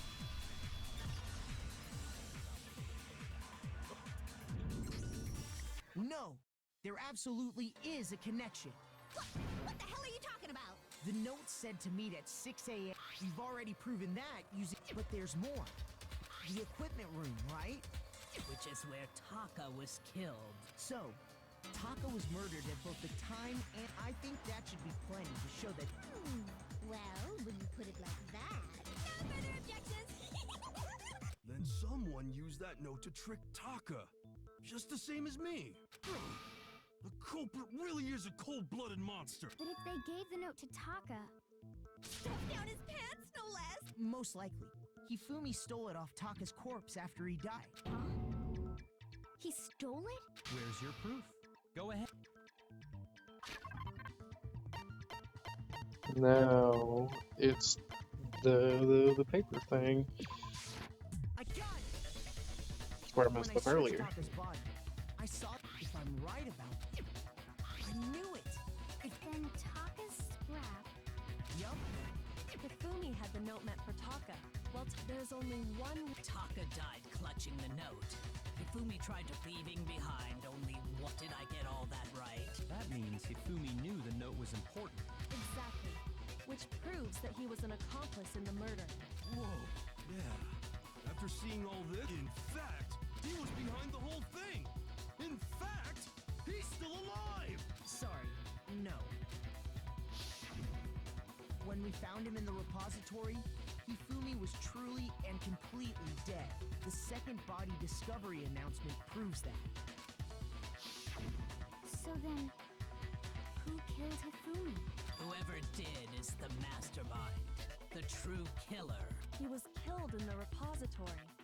So he must have been killed after Taka's body vanished, but before we found both bodies in the repository. During that time, we'd all split up and were searching for Taka's missing body. In other words, during that time, none of us have alibis. Wait, but me and Sakura were together. Stop trying to steal the spotlight, you stupid walrus! Who are you calling a walrus? Anyway, when they were killed bothers me too. But there's something that's been bothering me even more. And what might that be? The weapon they used to kill Hifumi. The weapon? Yeah.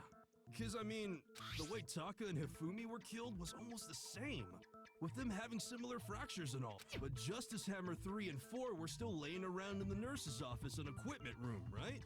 So if Hifumi was killed in the repository, the culprit would have had to grab one of the hammers, kill, then put the hammer back where they found it.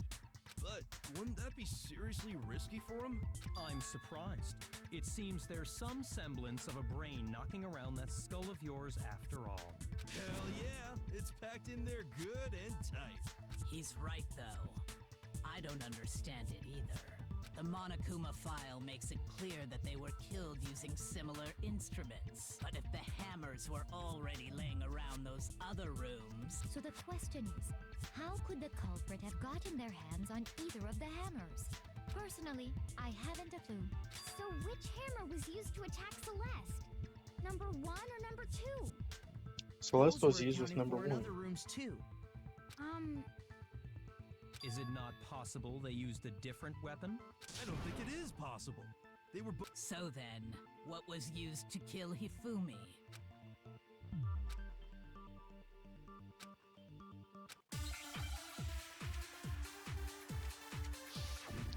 Because I remember Celeste, it was Celeste with 1, Justice Hammer 1 in the rec room. What was used to kill Hifumi? Was it Justice Hammer 3? Maybe Justice Hammer 4? Well, whatever it was, there's one thing we have to figure out. How was the culprit able to move around so freely with the weapon? How did nobody witness them carrying it? Sounds like a Justice Hammer 5 is about to make its appearance! Damn it. Shoot! What was used to kill Hifumi? Was it just Maybe Justice Hammer 4? Well, whatever it was, there's one thing we have to figure out. How was the culprit able to move around so how did nobody witness? Sounds like a Justice Hammer 5 is about to make. Check out murdergear.com/hammertime for more info. Well, one thing seems pretty clear. The murder weapon had to be one of the Justice Could be. Hammers. Could be. Okay. No, it's wrong. Hey, lady, stop taking your drink. The murder weapon wasn't a Justice Hammer at all. No, it was something completely different. But seriously? A different weapon? Specifically, a hammer from the repository. The killer could have easily used that to kill Hifumi. Now, all the hammers in the repository were covered in flecks of grit and debris. But for some reason, one of them had been scrubbed clean. Huh? And the reason it had been scrubbed clean was most likely because it was used to commit murder. If the hammer got covered in Hifumi's blood. I'd also like to point out that the repository and even some flat mallet-like ones. I think whoever made the Justice Hammers used those as a basis for their... If that's true, that would explain the Monokuma file's note about the wounds being similar. So Hifumi moved Taka's body to the repository where something. Whoever did that is the true killer. Hold on a moment. I still think it's strange to assume someone was working together with him. The way the graduation rule works, so the idea that anyone would work together like that is simply ludicrous. We talked about this, did we not?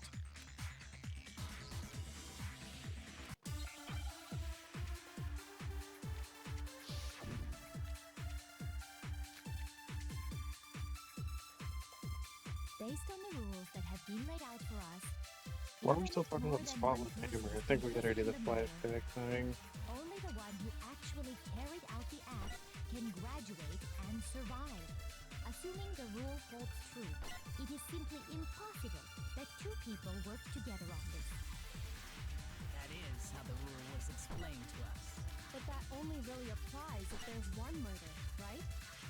In this case, however, there were two murders.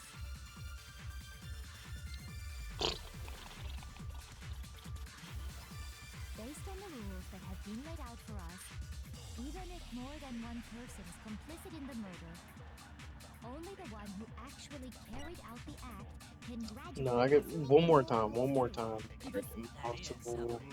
But that only really applies if in this case, however, Two there were murders. two murders. One more time. Based on the rules that have been laid out for us, even if more than one person is complicit in the murder, only the one who actually carried out the act can, assuming the rule holds true, it is simply impossible that. That is how the rule was explained. But that only really applies if there's one. In this case, however, there were two murders.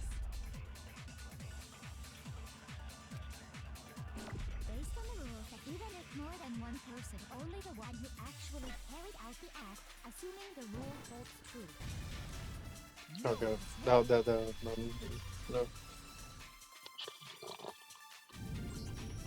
Since there were two murders, What do you mean?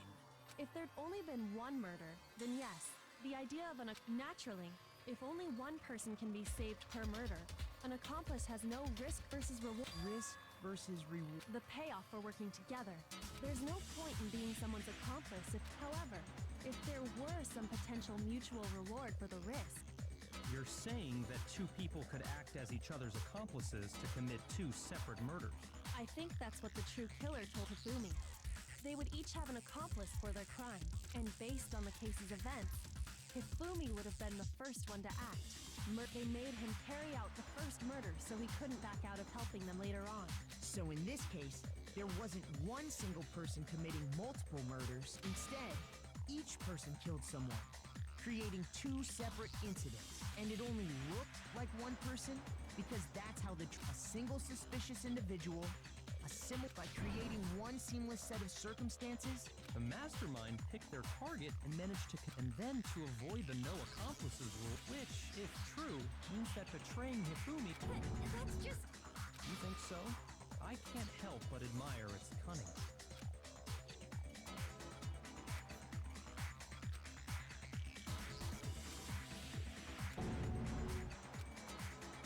I understand how an accomplice could be involved. But then, who was the one pulling Hifumi's strings? That's problem numero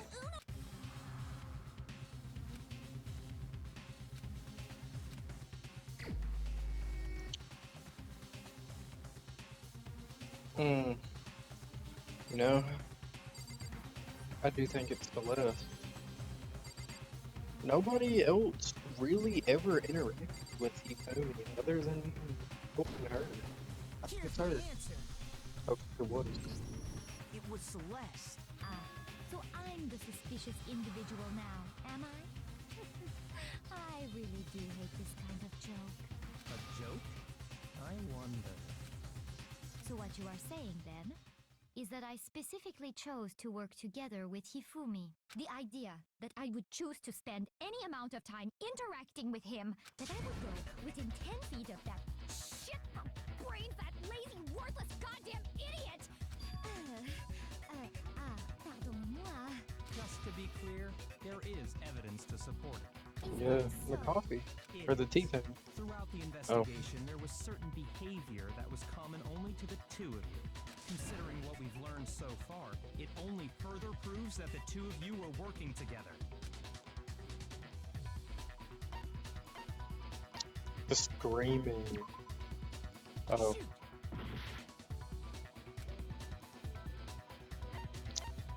Oh yeah. The behavior they had in common has to do with this. The only ones who ever actually saw Robo Justice firsthand. Shush. The adults are talking now. Sorry.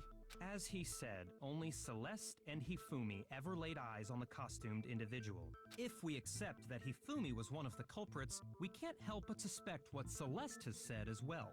Are you saying everything they told us was a lie?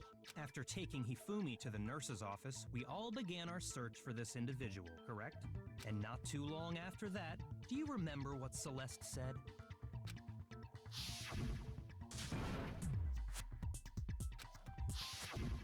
We headed to the second floor, but next, to draw us all to the physics, She let out a blood-curdling scream. and when we'd all come to see what was wrong, what was it she said?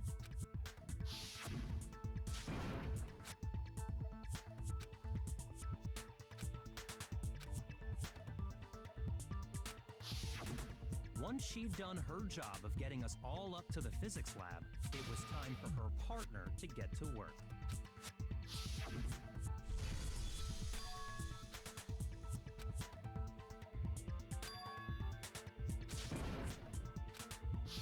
It was to get us to divide into two groups. In fact, Celeste was precisely the one who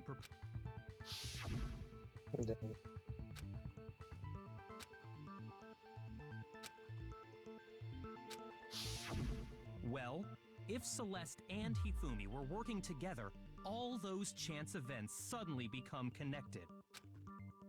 And on top of that, that piercing cry of yours early on.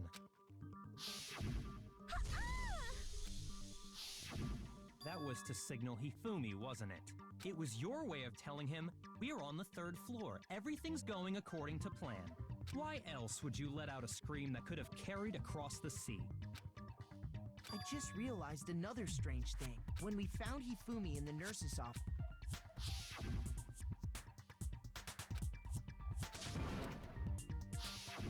Celeste, you were the first one to say he'd been murdered. You wanted to make sure we wouldn't have any doubt in our minds. I don't believe it. Everything. This was a cave. Hina, you were with Celeste when Hifumi's body Yeah? Wait. Then that was... She wasn't worried about you. Each piece isn't much by itself, but start putting them together and the picture... Wouldn't you agree, Celeste? I have no idea what you mean. Don't bother trying to deny it. You made one fatal mistake. Oh, did I? I didn't even catch it myself when you first said it, but looking back, I can say that one... I'm talking about what you said after Hifumi's body disappeared and we returned to the nurse's office. They must be really enjoying this. Enjoying the fact of us standing around fighting and getting fused. We are all going to die here. Yeah, she broke. I remember her saying that too. Then pay attention. Sakura, Toko, and I were first. Then Makoto showed up and told us Hifumi had been... Once we were in the hall, we ran into... Now, the entire time we think about it, Celeste's comment does... Yeah, I see what you're talking about. You hear that, Celeste? Everyone's... If you're really not the culprit... Why are we still doing this? Come on, bro. Lock it in. We're done with this. All I said was... They must really be enjoying this. Enjoying the sight of us standing around, frightened and confused. They must be positively elated. We are all going to die here. We are going to die, just like those guys died. And that is all I said. And that's all it takes to finish this. It's obvious, isn't it? What was so strange about Celeste's comment?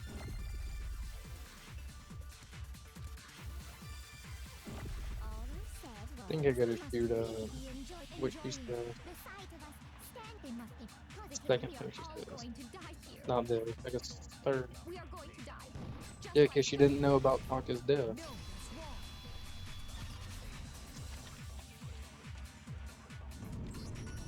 That's right. There's no reason Celeste should have said when she said that. None. Exactly. And we didn't run into her, so there was never any chance for her to have seen his body in the... So how did you know, Celeste? How did you know more than one person had been killed? Because Kyoko had also disappeared.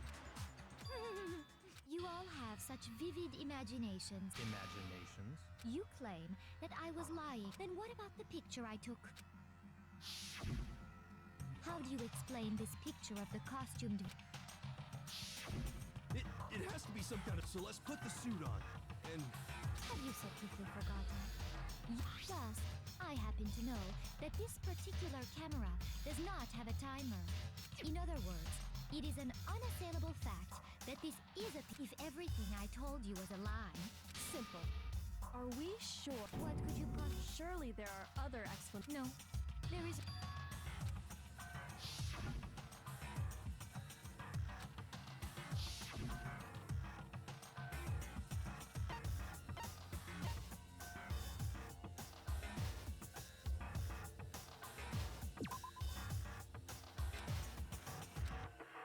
No, I thought that would have been funny. Oh, well.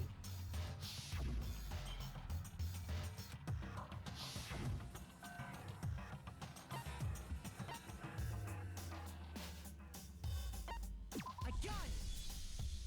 It's not a picture of the suspect dragging Hifumi away. I would say it's a picture of That's certainly within the realm of possibility. The Oh, one I see being it, dragged yeah. off in that picture isn't Hifumi. We've simply been led to believe. And the strange costume, if you saw someone wearing something like that in this situation... that's what happened! You put me to sleep and made me out to be the... is utterly impossible. Hifumi was dragging him away? Is it? I don't think it's ridiculous at all. Then shut your mouth and I'll...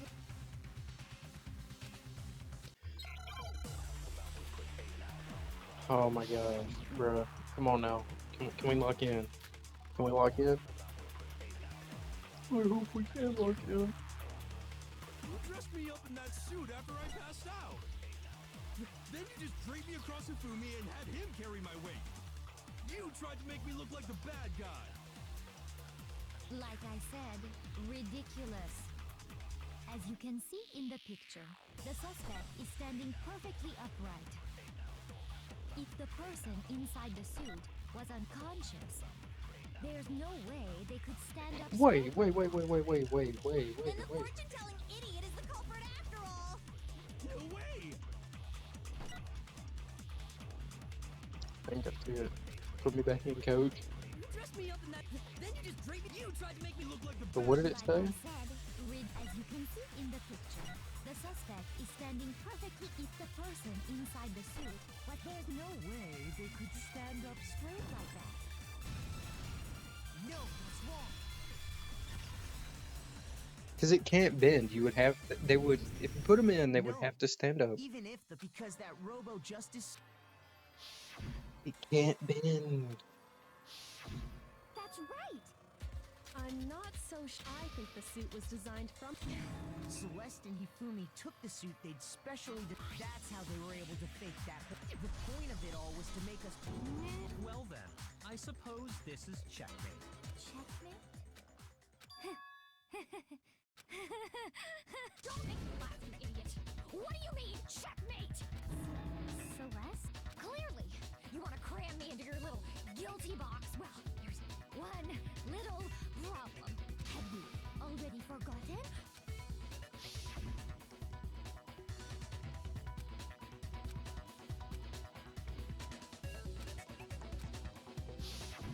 When we asked him who had attacked, he said, and I quote, in other words, Yasuhiro Hakakure! Right, but my name isn't really Yasuhiro. It's actually Taro. Your confusing statements don't make any sense. He did say Yasuhiro. What the hell are you Kyoko. Think back to how Hifumi used to talk to us. How did he refer to each of us?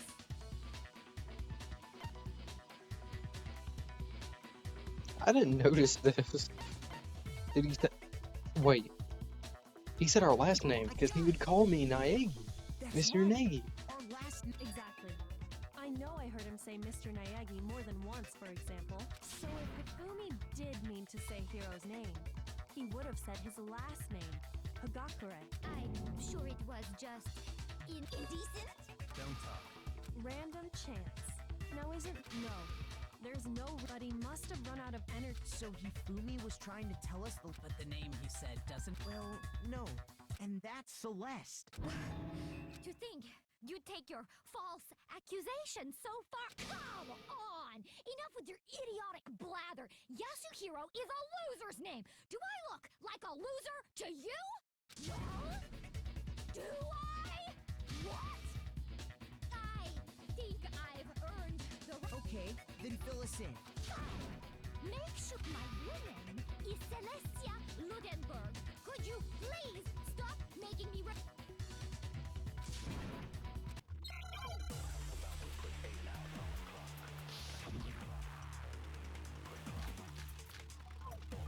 Show us your e-handbook. Hifumi was trying to tell us something.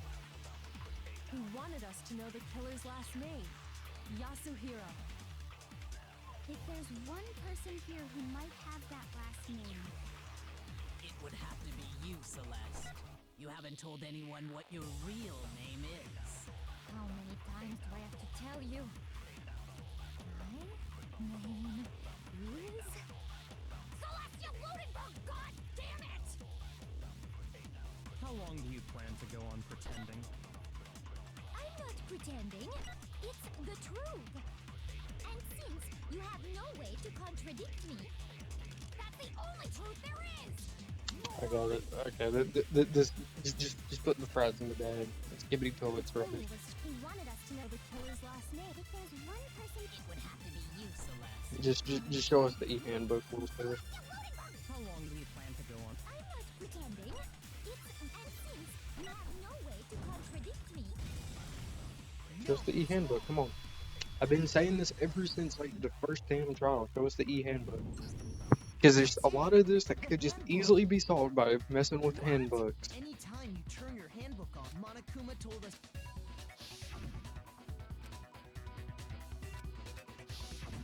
So all we have to do is... That's how we can find out...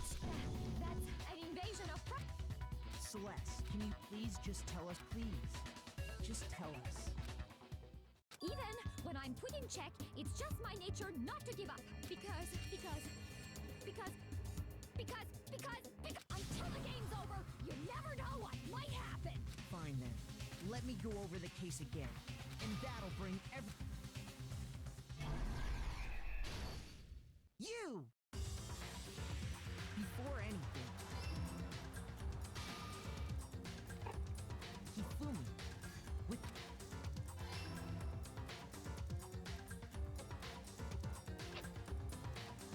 First, they convict... That's someone they met. The murderous duo intended to pass Hiro off as the prime suspect. They drugged him, knocked him out.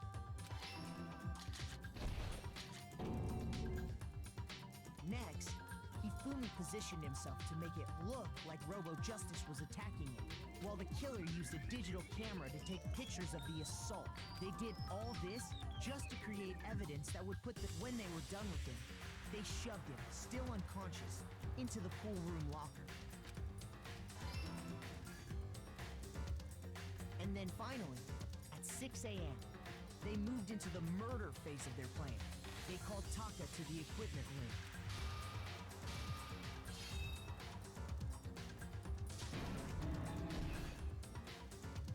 And that's where Hifumi killed him, making it the scene of the first murder. The murder weapon was just as... The reason hammer number 4 was used... So, Next, they falsified 2 more assault incidents. For these attacks, the killers pretended the first fake incident was there. The killers wanted us to see Justice Hammer. They wanted to make sure we bought the second fake incident. This time, they planted with these 2 incidents. That the suspect was increasing the size of the hammers. We fell right into their trap. And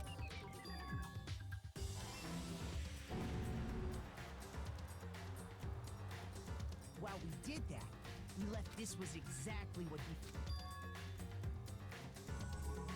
he took a blood packet from the refrigerator and turned the room into a crime scene. He let out a scream to draw us back. And when we were meanwhile, the other group that had been out searching found so when we heard the body we left the nurses off. He simply got up when we learned his body had disappeared, and once again, Hifumi had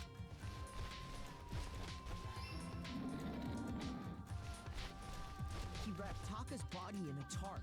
That explains how each of the bodies But even Hifumi didn't know what the true killer had in mind for their final act. Their plan all along was to kill Hifumi, and they did it using an ordinary. That should cover everything that happened in this.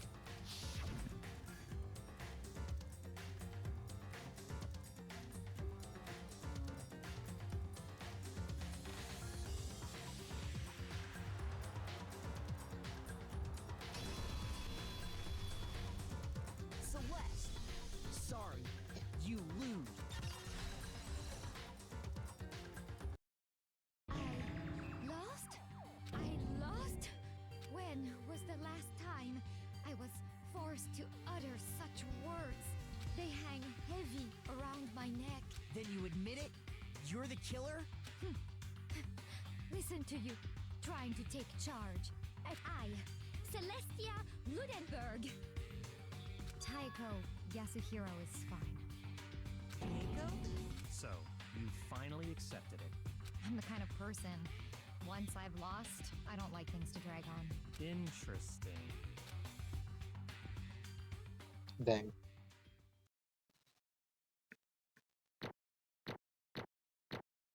I really like Celeste too. Definitely one of my more liked characters. And it's over like that. Damn. I did like Hifumi as well. I'd be lying if I said I didn't like him. Okay, Monokuma. I'm ready to begin. Or, no, I suppose this is the end, isn't it?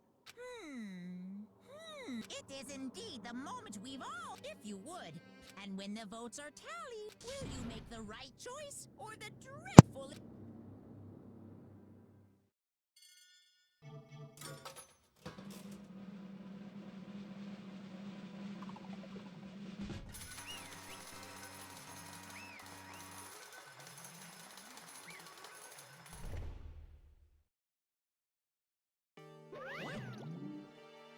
It's basically a formality at this point, but once again, you're totally correct. The black in this time, the true killer who devised the whole stinking scheme was Celestia Lundenberg, or more precisely, Taiko Yasuhiro. Honestly. I lost. Well, that sucks. I guess trying to work with someone else was a mistake after all. Hifumi's ineptitude was beyond all my calculations. I knew it.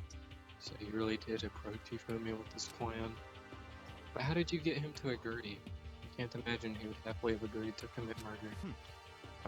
I'm sure she relied on her speciality, lying.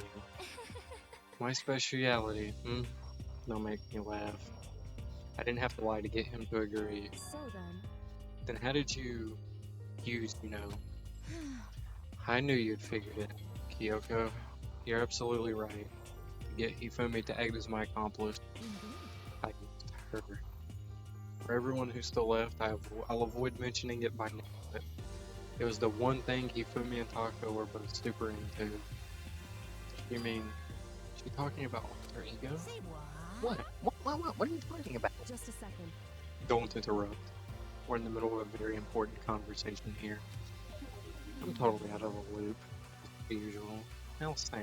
In other words, Then you're the one that stole it? Indeed. That's right. I see. And you used it to drag Hifumi into the plan you'd come up with. Right again. Last night after we had our meeting about how it disappeared, I paid Hifumi a little visit. Oh, what are you doing here? Actually, I was hoping I could talk to you alone. It is about what was stolen. I know who did it. What? are you okay with It was Taka. He stole it. What? So And I have then, proof. Would you like to see it?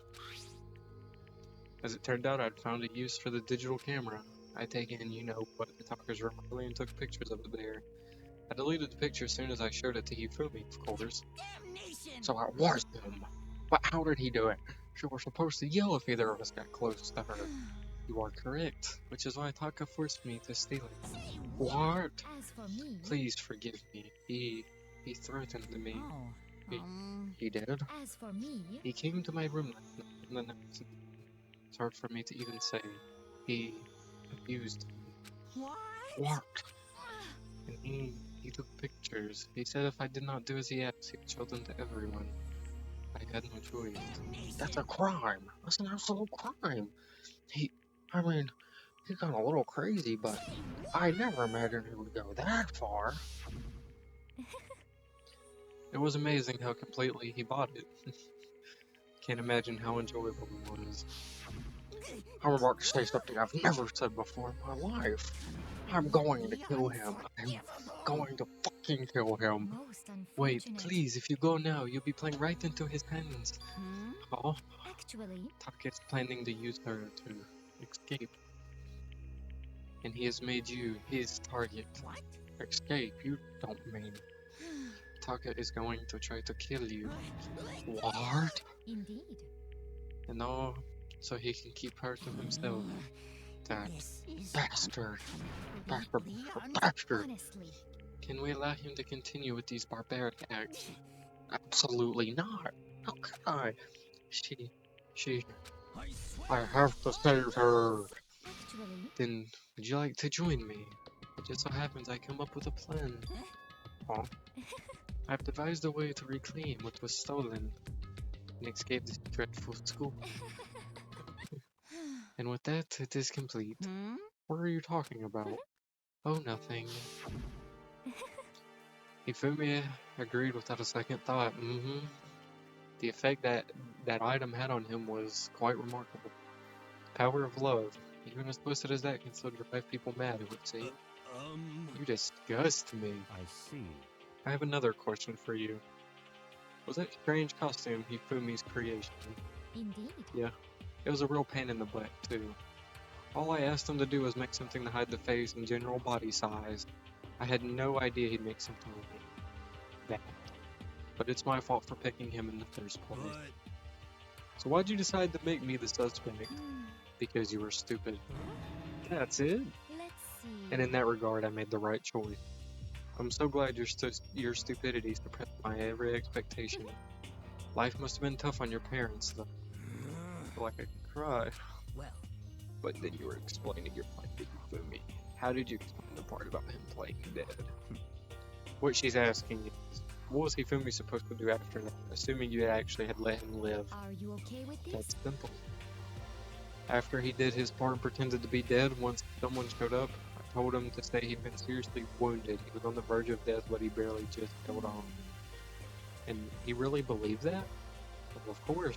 That wasn't all there was to it. As I explained to Hifumi, the plan was, while you were all questioning him about what had happened to him, I was going to murder someone else. At that point, Hifumi would have an alibi, so nobody could doubt him. I told him that, and he believed it. It all seems very straightforward, stereotypical. I just matched the lie to the level of the opponent. In fact, Hifumi ate it up. He believed the lie wholeheartedly, right up to the moment of his death. so in the end, You had planned to kill him all along. But of course, there would have been no point in my plan if the one who pretended to be dead did not end up dead himself. How can a human life mean so little to you? Well, That's a non-issue. I simply did everything in my power to win. Now you sound like Byakuya. I wonder No, he derives his pleasure from the thrill of the hunt. In that aspect, we are nothing alike. Why? Then, what made you take things this far? Was it really just for money? Are you talking about the $10 million Monokuma offered us? That is a lot of money, it's true. But that's not all there is to it. From the moment our new life here began, my only thought has been escape. But all along you've been saying about how we need to accept living here. Obviously that was a lie. Ugh. I couldn't take it. I hated it from day one. More than anyone else in here. I wanted to get out. Every day was torture. Do you want to know why? Huh? Because I had a dream. And accepting a life here would have meant nothing less than giving up on my dream forever. Honestly. And there was no way that I could ever do that. In the underground world of gambling, I risked my life to make a metaphorical As for me, and here, and it was all for that dream. And what was this dream of yours? isn't it wonderful? To live in a European castle. A castle? And to gather handsome men from all over the world to serve as my butlers/bodyguards. I was going to make them dress up like vampires and satisfy my every need. Once I obtained that, I would have created a perfectly aesthetic world of Decadians. This is fine. Living the rest of my life there was my only dream, my only goal. That's what life is all about. Combined with my own winnings, Monokuma's $10 million would have made that dream a reality. I got right to the edge, There is but nothing to be done. unfortunately my dream has been scattered to the wind. Still, I have no regrets. I pursued my dream to the very end, so why would I? Just the worst. You sound so passionate, but yet you were able to kill your own friends for it? Oh, Are you asking me to feel guilty? That's a pointless endeavor. I think nothing of sacrificing others for my own ends. I feel nothing. do you understand? That's all there is to me. That's what makes me complete. Isn't it terrifying how different our values are? There's simply no room for understanding. What is this? That's what we should be saying. And plus, how can you be so calm? Don't you realize you are about to die? Why aren't you scared? My ability to lie is unraveled, and I take pride in that. It's not just other people. I can even fool my own emotions. The conscious deceives the unconscious. And that's why you're not scared? Yes, That's indeed. right. I don't fear death. Kill me however you like. But you know, if I could be reincarnated, if I had a choice, Isn't it wonderful? I think I would like to come back as Marie Antoinette, or however you say that. I probably said that wrong. You would just get executed again. Celeste smiled then. What she did looked like a poor effort to force it. She claimed she could fool her own feelings. But that statement itself must have been her final lie. And that weak, fake smile is what betrayed her. Y'all done? Then let's get rolling. The blackened stir the peas and pay the price. Now then, I've prepared a very special punishment for her. Ultimate gambler. Let's give it everything we've got. It's punishment time! I guess I'll let Kyoko hold on to this. What? Will it really give you the hope you're looking for? I can't say I ever saw it that way. Which is why... Actually, it's not important. Well then, take care, everyone. Perhaps we'll meet again. In another life. Damn. RIP.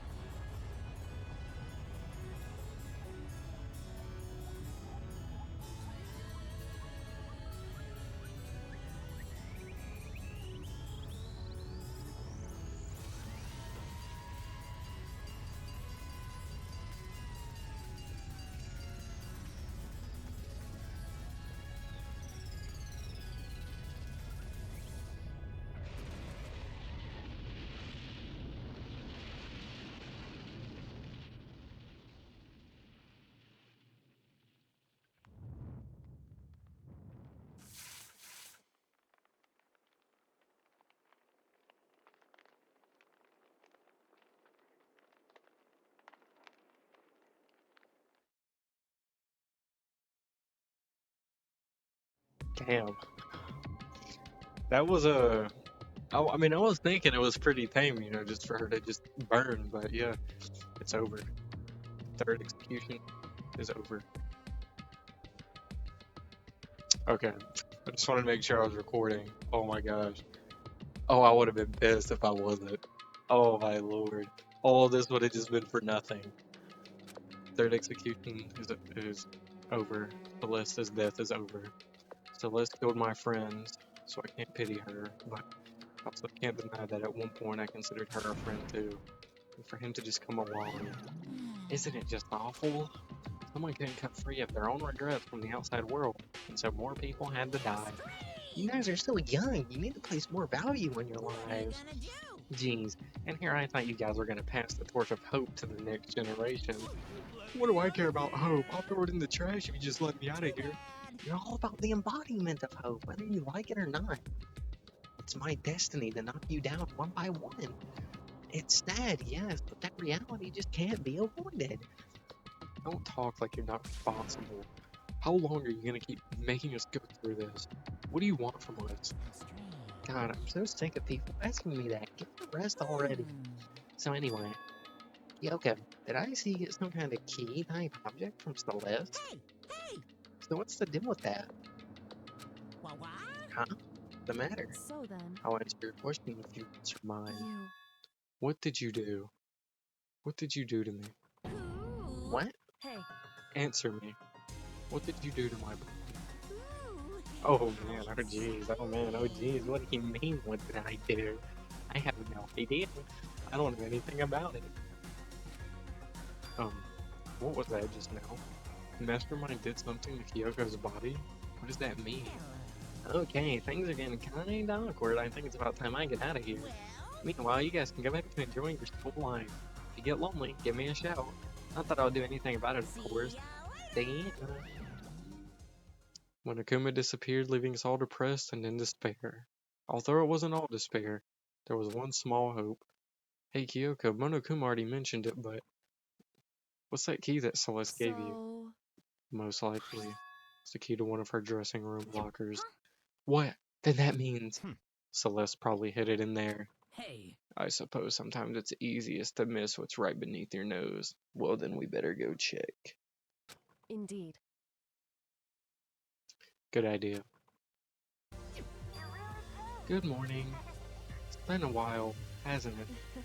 It's safe. Thank goodness. I never heard Kyoko sound so relieved. It was like she was speaking from the bottom of her heart. I did just what Celeste asked. I didn't say a word. I stayed quiet the entire time. Oh, and I think I might be able to open the last set of files soon. Maybe as early as tomorrow. I'm doing my best, so please wait just a while longer. So now we can officially say the case is closed. As far as this incident is concerned, sure, but can we talk for a second? Since we have this opportunity, I want you to be honest with me. Kyoko, please tell me, what are you doing? What are you trying to do at all on your own here at school? Is that what you wanted to come here with me? However, regardless, that's not something you need to know right now. I don't need to know. It just makes me even more worried. what? Worried. Like what happened during the investigation this time. You disappeared and we didn't see you again. Without warning, without explanation? When you do that, Indeed. it's only natural that they think I'm the mastermind spy, right? And you too. No! I believe in you. What? You believe in me. Isn't it obvious? People believe in their friends, right? That's why I want you to tell me. And I want you to believe in me too. Because we're friends. I understand. It's true. And maybe I can believe in you. Just a little bit more. Then, That's fine. fine. I'll tell you. I'll tell you why I've been disappearing and where I've been going. You see, what I heard from Kyoko then was, well, frankly, it kind of blew my mind. Right after I told Kyoko I believed in her, she told me a story that was, well, almost unbelievable. I decided I had to confirm it when she told me with my own two eyes, so I waited for nighttime to come. And when it did, I went into action. Correct. The boys' bathroom on the second floor doesn't have a surveillance camera or monitor in it. And in the storage closet there, way in the back, She said it was way back in the boys' bathroom storage closet. Could Kyoko really be right about this?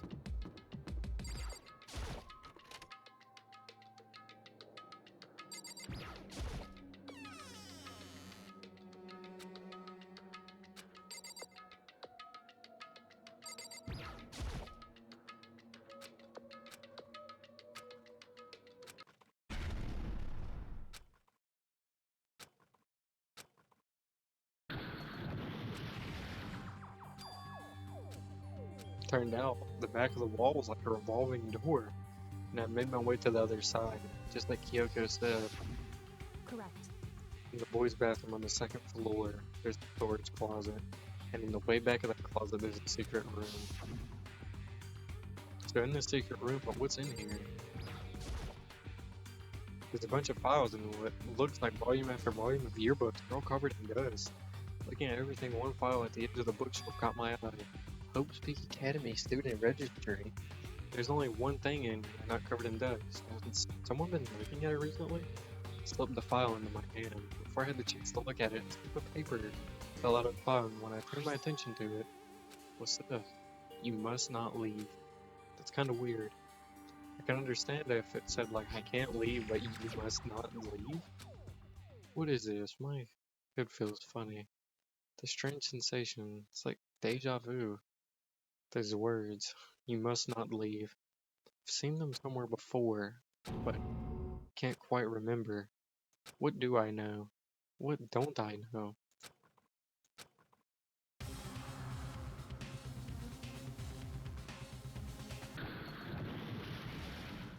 Strange sound rang through my head. Felt like it was shaking my brain back and forth, and then darkness. I don't understand what's happening. I don't know what started it. It's all over. And with that, I opened my eyes. I don't know how long it'd been. Oh. Apparently something hit me and I lost consciousness. That's all I understood. The dull, throbbing pain in my head proved that much at least. We've been ransacked.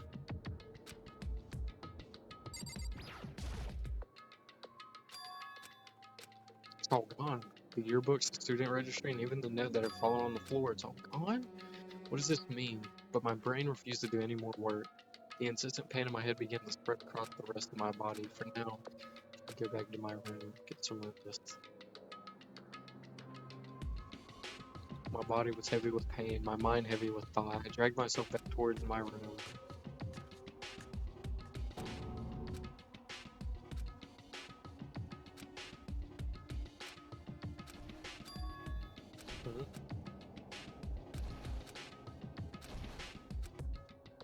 That sound.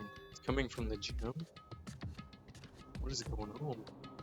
As I desperately hauled my shaky frame towards the gym, the sound got stronger and stronger. What's going on? Can't be nothing here in the gym?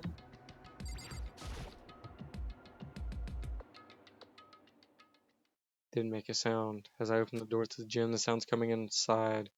Meanwhile, only intensified that much more.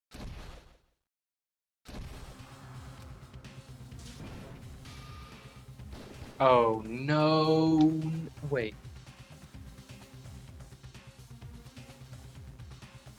Why are they fighting Sakura? No! Before me there raged the battle beyond anything humanly possible. No one side. Not human, that's for sure, but regardless, I couldn't stop staring.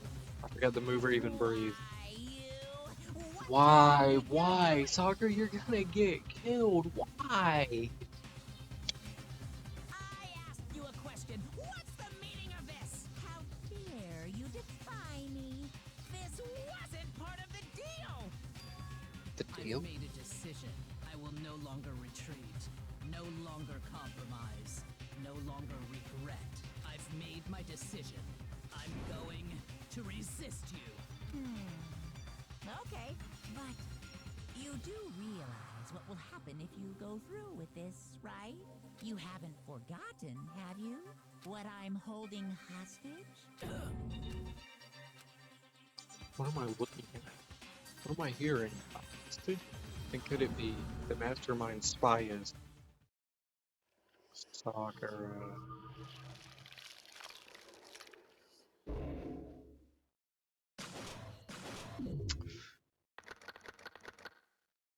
Damn, we got the most bummy ass 7 around. Well, we got Byakuya, we got Toko, Kyoko, bums, bums, bums, bums. Luckily, we got Sakura and Hina to like. Yasuhiro is also a bum. Let's see, yeah, we got.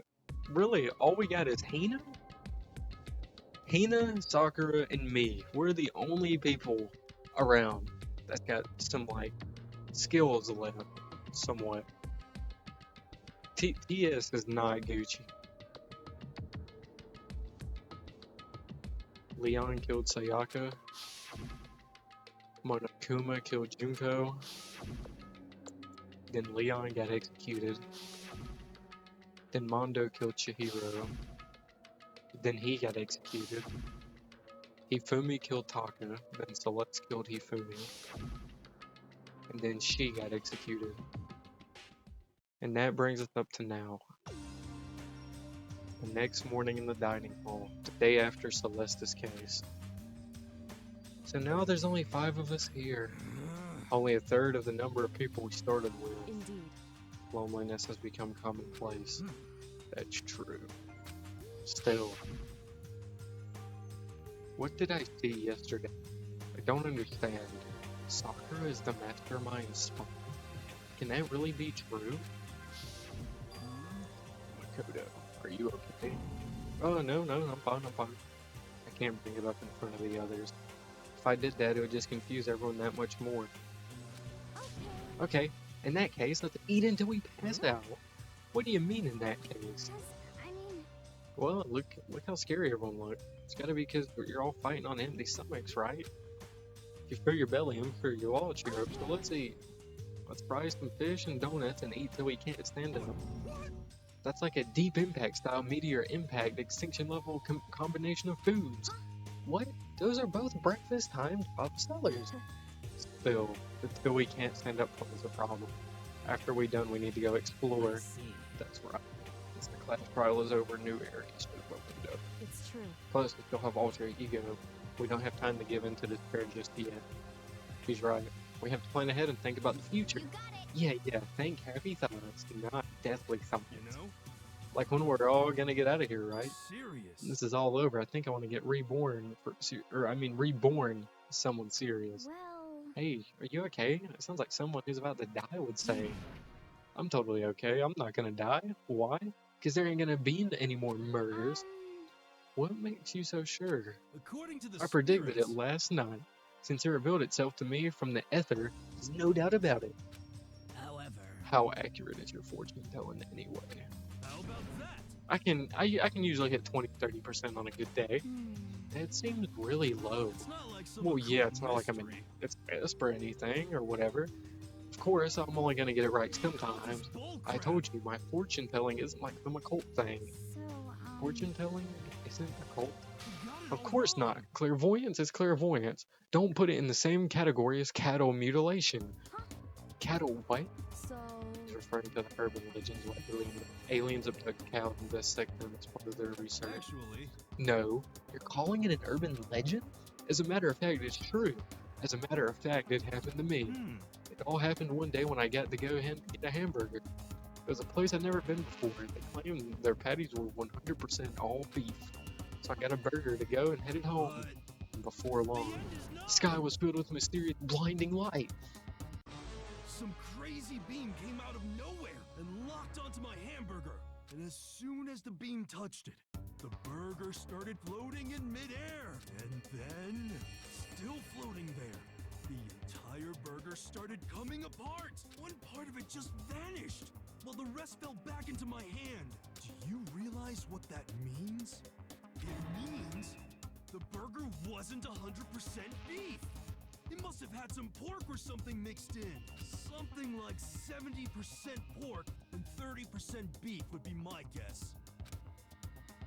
You can't trick me.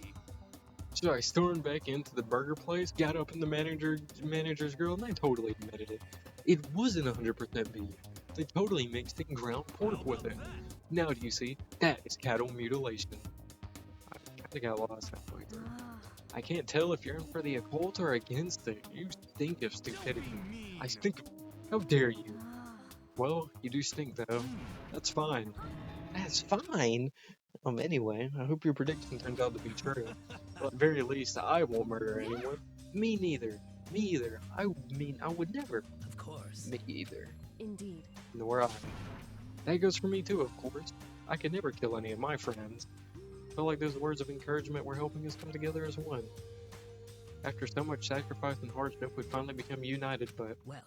To be honest, I wish Byakuya and Toka were here for this too. But they're so hard to deal with. They only think about themselves. Yeah, we're better off without them, I say. That was enough to prove. We were united for the time being. But within that bond hid weakness and fragility. Chapter 4. All-Star Apologies.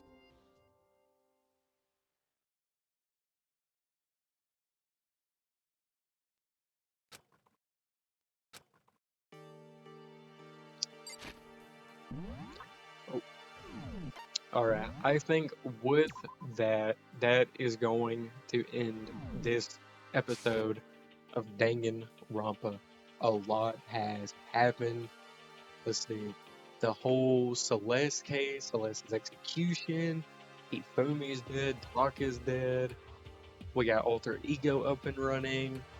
Just a lot. And I'm really curious to see where we're going to go from here. So if you enjoyed this episode, like, comment, and subscribe. And I'll see you all in the next one.